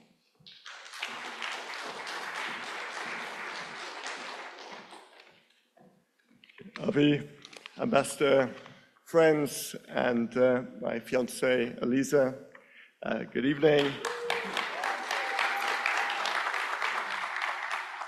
We're in the 9 days, and it's a time of mourning for the temple in Jerusalem. And I want to discuss a big difference between mourning in the diaspora and mourning in Geula in this current period of national redemption. See, I was a rabbi for a number of years in England, and as such, I was asked many questions about mourning. How do you do the Shiva? How do you do the Chodesh? How do you do the Shana? Do you shave? Do you listen to music? But never was I asked, not once, why do we mourn? See, that's galut, that's exile. We're very good at the technical aspect of mourning, but not the why. And then our personal tragedy occurred, and I was asking myself, why am I mourning? That's what living in Israel, in Geula, does to you. The air of Israel inspires you. I realized that I wanted to remember Lucy, Maya, and Rina all the time, and yet any time that I thought of them, I would cry. And so naturally, I would block them out of my mind, and that, of course, was the opposite to what I wanted to do. So then I figured it out. I need to find a way to remember them with a smile. That's the process I'm undergoing, I underwent in the year following the tragedy. For me, the answer was to engage in projects that bring them back. Building springs, a youth house, simcha halls, learning projects, and so on. The difference between Galut and Geula, exile and redemption, is that we think less about our broken yesterday and more about building a better tomorrow. Galut Jews are great at yesterday. They keep the Omer and the 3 weeks. They're excellent at fasting and not washing, not swimming, not listening to music and not shaving. They love to look back to a time 2,000 years ago when they believed that things were good. Geula Jews are better at celebrating our wins. Yom Ha'atzmaut, Yom Yerushalayim, Lag BaOmer. We're living in a startup nation. We're building a better future for everyone. Exile is a place of brokenness. Redemption is a place of fixing. It's even in the Hebrew names.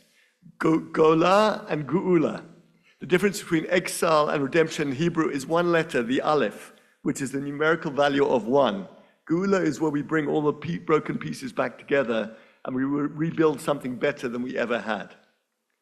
But are we in the period of redemption? The rabbis say that 3 things will happen at the time of the final redemption. Number 1, we'll defeat our enemies. Number 2, we'll return Jews from exile. And number 3, we will rebuild the temple. Are we there yet? Did we beat our enemies? I think we have slaughtered Hamas and Hezbollah and Syria and Iran and Yemen. I think we've done a pretty good job. Check. What about returning the Jews from exile? Well, let me ask you a question. If you were God, what might you do to bring the Jews back from exile? Is God signaling to us that this is what he wants? First of all, you might send people down the streets of Jewish neighborhoods of London, Paris, and New York screaming, "Kill the Jews," just to wake people up. Then you might encourage them to plaster posters around the walls of the neighborhoods which say, "Bring them home," which has nothing to do with the hostages and everything to do with the Jews in exile. Then you might appoint an American president who is so clearly not a natural appointment, and you have him subject to an assassination attempt, and with a bullet going past his ear. And then you have him stand up in front of international television saying, "I believe I've been chosen by God for a purpose. I won't tell you what that is." And if you were God, you would also perhaps realize that anti-Semitism will not be enough to get the Jews back from exile. because they killed 6 million of us in Europe, and we're still there. But they did throw out 800,000 of us from Arab countries, and we never went back. And that was because they took our money. When you take our money, we don't go back. When you just persecute us, we return. And so we see in New York an interesting phenomenon that Hashem has placed a mayor who not only hates Jews, which is not quite enough, but is actually a communist, which should be sufficient if he actually nationalizes enough Jewish buildings and businesses to scare the Jews away once and for all. So I think bringing the Jews home is a check. God is definitely signaling to us about that. Now, is God signaling to us about the temple? So there's a very interesting question. How are we going to win this war? It's been discussed, I think, this evening in a few different contexts. But there is a problem, because there are clearly tens of thousands of Hamas terrorists still alive, and it's going to be very difficult to root them all out. And so therefore the war could go on potentially for a long, long time. But there actually is one way to finish this war, I believe. You see, our enemy made one strategic mistake. They named it at the beginning the Al-Aqsa flood. And the Al-Aqsa, as we all know, is actually the boring mosque on the right-hand side of the Temple Mount. The more interesting golden dome, which is actually on the site of our temple, is not actually a mosque. It's actually a monument, although it's been rebranded about 20 or 30 years ago by our enemies as Al-Aqsa, because that's really what they want, is to stop us from building our temple. But in any case, it seems to me that if we want to annex any territory in the next few months in order to win this battle, this war, there's only one piece of territory that would win this war, and that is to annex the Temple Mount.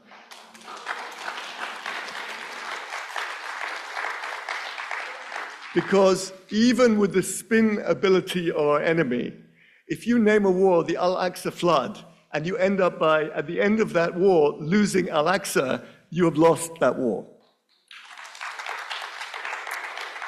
So I think God wants us to take back the Temple Mount, another check. So we are in Geula. So what does the Geula Jew do? And specifically, what should the Geula Jew do now in the 9 days? Well, let me suggest. We've been told many times, even this evening by the wonderful Ambassador Huckabee, that Jews are resilient. Let me tell you, Jews are not resilient.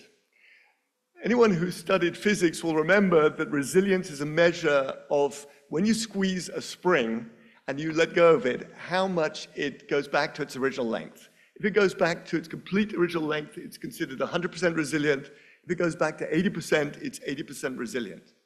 The Jewish people and the Israeli people are not resilient. If I had to, and other mishpachot shkulot, bereaved families, had to return to what we were doing before the tragedy, we would not survive. Every day would be a memory of what we were lacking, and we would just see that gap in our lives. So each of us have chosen to move and to do something more significant than we were doing before.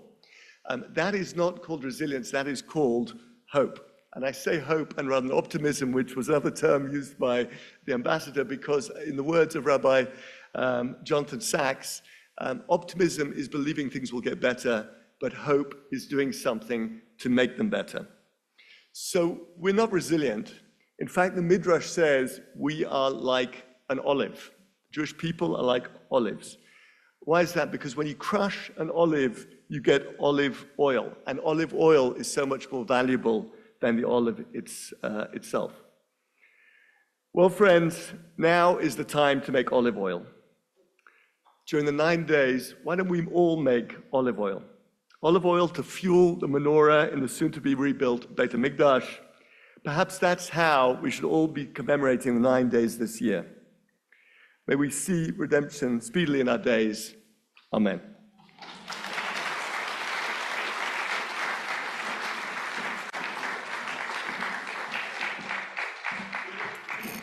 To finish off the night, we're going to have words from The wonderful and only Avi Abello, thank you so, so much for such a special conference. I don't know about you, but this was such an enlightening night, and it is all due to Avi's diligent and hard work for months and months and months. So thank you, Avi.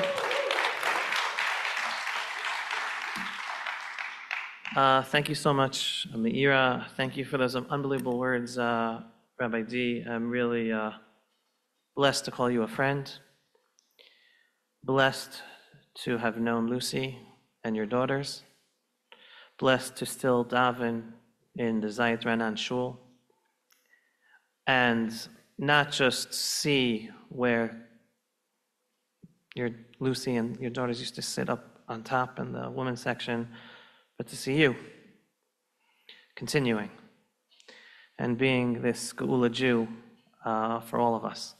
So thank you.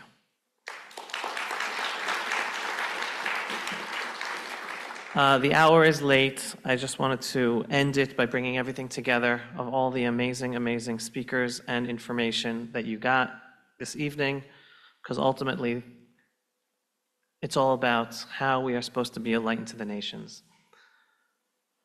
And then the question is how?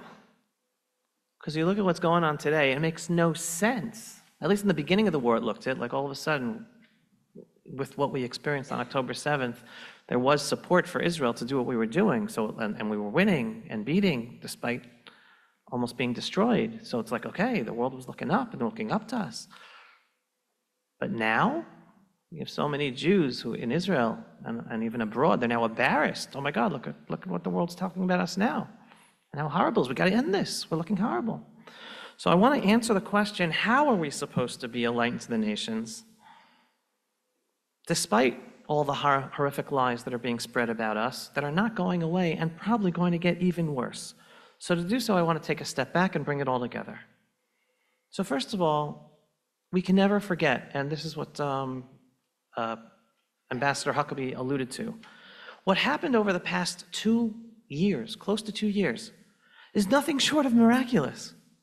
And I don't use that word lightly, because after October 7th, the day of slaughter, of rape, of mass kidnappings, again, the most barbaric massacre of Jews since the Holocaust, we weren't destroyed. That was the plan. We were supposed to be destroyed. Iran has been planning our total destruction for decades. But we didn't just survive.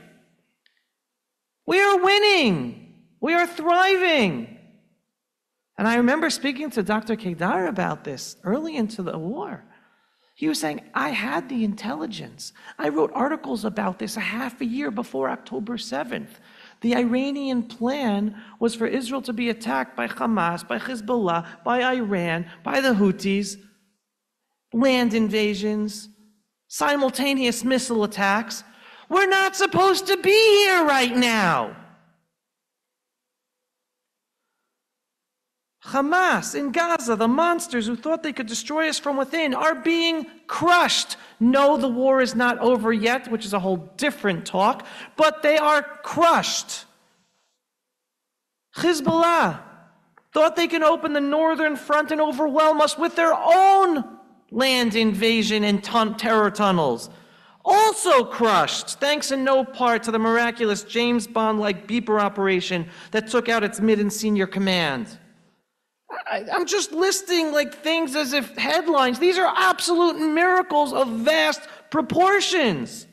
The Houthis, yeah, they're still shooting at us every once in a while like we experienced tonight. But they're the Houthis.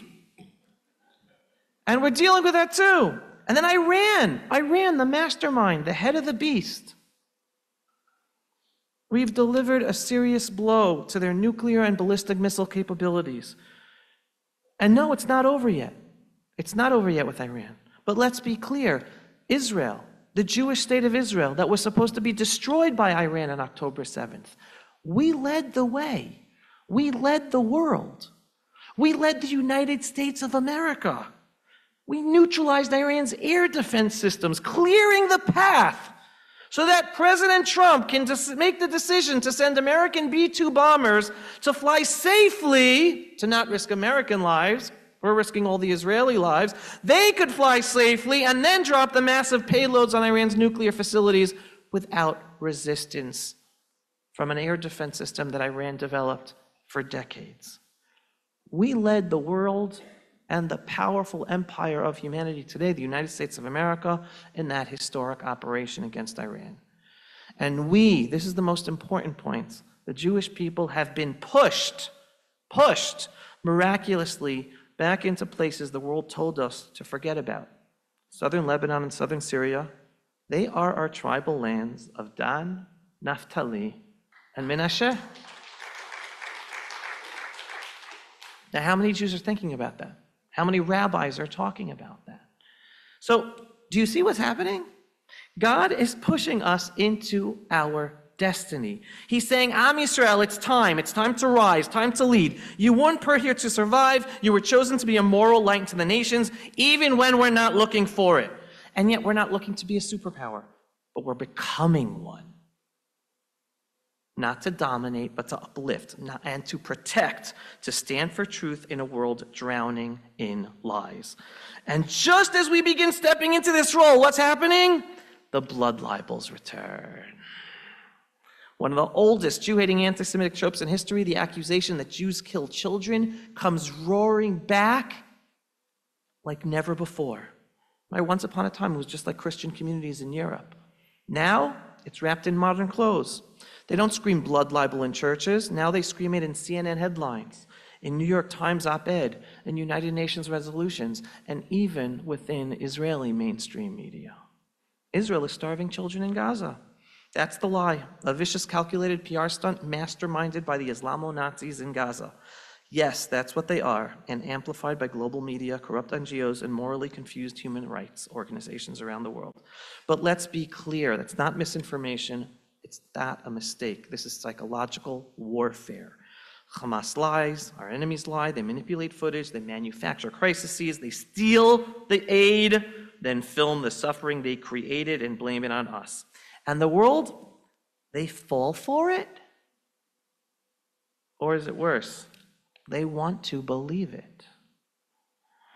And Hamas and our enemies, our Islamo-Nazi enemies, know it. So meanwhile, all this is happening again, just to remind of what's going on in Syria, on actual real ethnic cleansing. Where are the protests? Where are the boycotts? Where's the UN emergency session? Where's the Save the Druze hashtag on social media from all the online keyboard warriors? Crickets, silence. But Israel, we drop leaflets before we bomb. We open corridors for the aid to go to our enemy population. We send our soldiers, like my own sons and so many, into harm's way in Gaza to minimize non-combatant casualties. And yet we're the villains, we're the oppressors?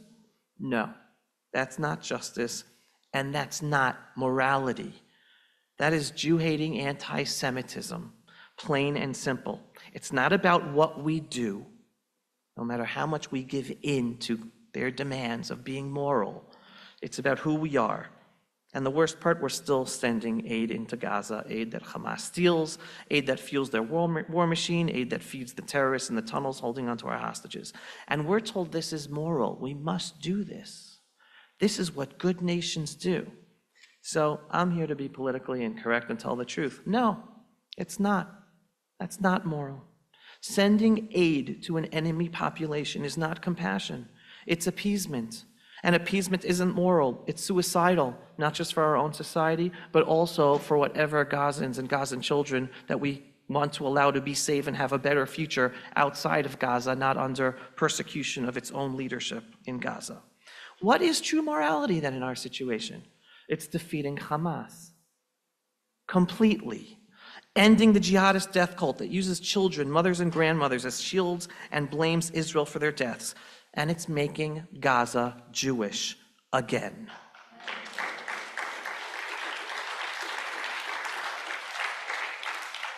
Because that is the only way to ensure that we return a celebration of life to Gaza, not death. And that's what justice looks like. and to be done as quickly as possible. That's what peace looks like. That's what morality looks like. So then many ask, how can we be a light unto the nations when the world so willingly embraces all these lies about us and they don't want to let us do what's actually moral? When every act of compassion we take to give them aid, even though it's immoral, is distorted into cruelty, and every lie told about us is welcomed as truth. This moral inversion leaves many good-hearted Jews confused and even afraid to stand up for what's truly moral. They begin to believe that standing proudly for ourselves only fuels more hatred, and that somehow shrinking back, staying quiet, or appeasing our detractors, well, that's the moral choice. That humility in the face of slander is what makes us a light unto the nations. Let's just appease what they want us to do. Yeah, let's give more aid. Let's even drop it from the sky so the whole world can see, oh, that's going to make us better. That's going to make them like us. But they're wrong. And here's the answer. We do not shine as a light into the nations because they accept our light. We shine because it's the truth, even if they're not willing to accept it. Appeasing their demands in the name of morality is actually immoral because it hands victory to evil and punishes those who stand for good. And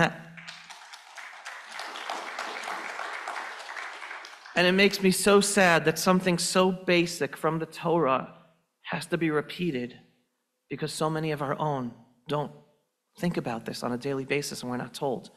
And Hashem told us clearly, those who are merciful to the cruel will end up being cruel to the merciful. And we're living that reality right now.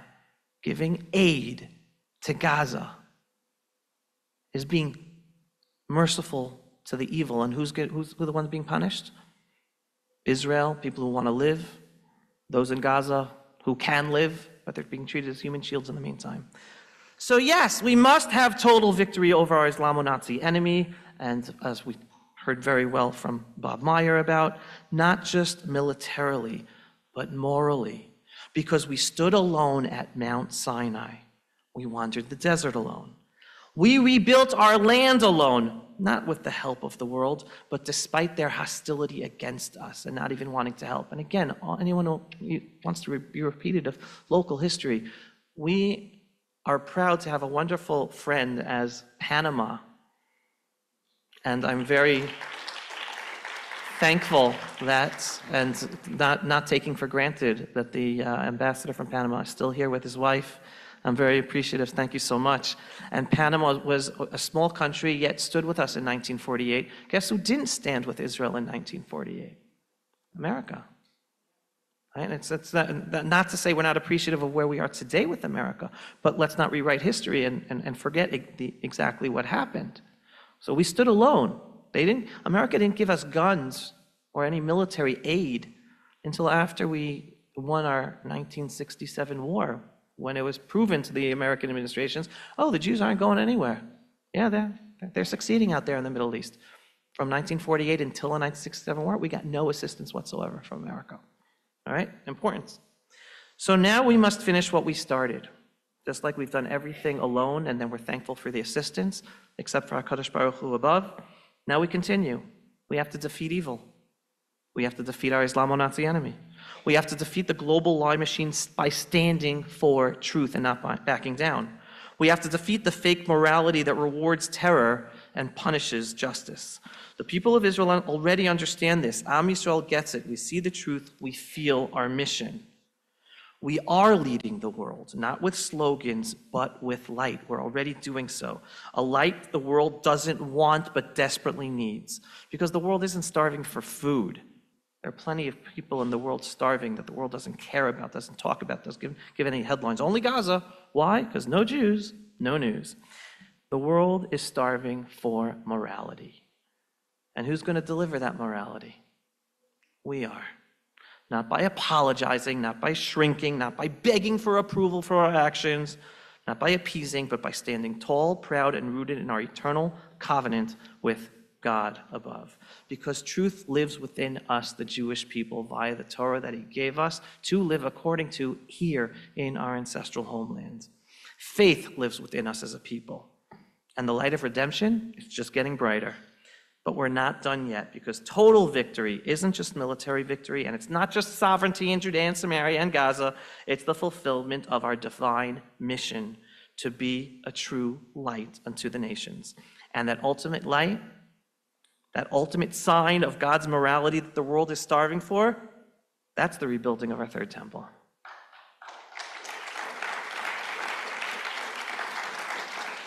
And not enough Jews understand this, and not enough rabbis talk about it.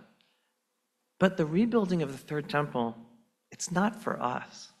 It's not for our pride. It's not for our domination. It's not for nationalism. It's for humanity.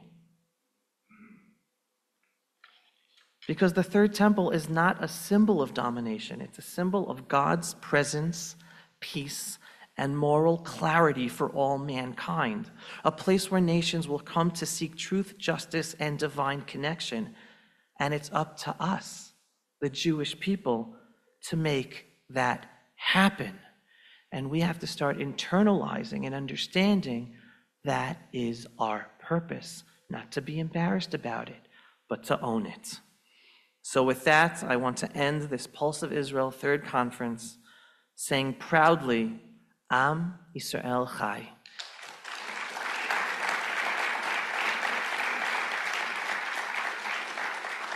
The people of Israel are alive and well, even if not all of them get it or understand it. The mission lives for our purpose stronger than ever. The truth lives, and the light is rising now in our time like never before. So it's now that we must move forward with Jewish pride and a growing faith in Hashem to finish the job we were chosen to do. Thank you. And with that, if everyone will stand and we will sing Hatikva and Ani Ma'amin. Ani Ma'amin Be'emunah Sheleima. If you are not yet a subscriber to our daily, belief-based, inspiring, politically incorrect, truthful videos about Israel, the Jewish people, and the freedom-loving world, what are you waiting for? Go to pulseofisrael.com and click to subscribe today. And yes, we are a donor-based operation. We need your donations for support in order to make these videos and get our videos seen and do all the work we do. So every once in a while, whether a large donation or a small donation, just go to pulseofisrael.com and click on the donate button. Shalom, everyone, and thanks for watching. Pulse of Israel, frontline videos from the Holy Land. Support our work by donating today.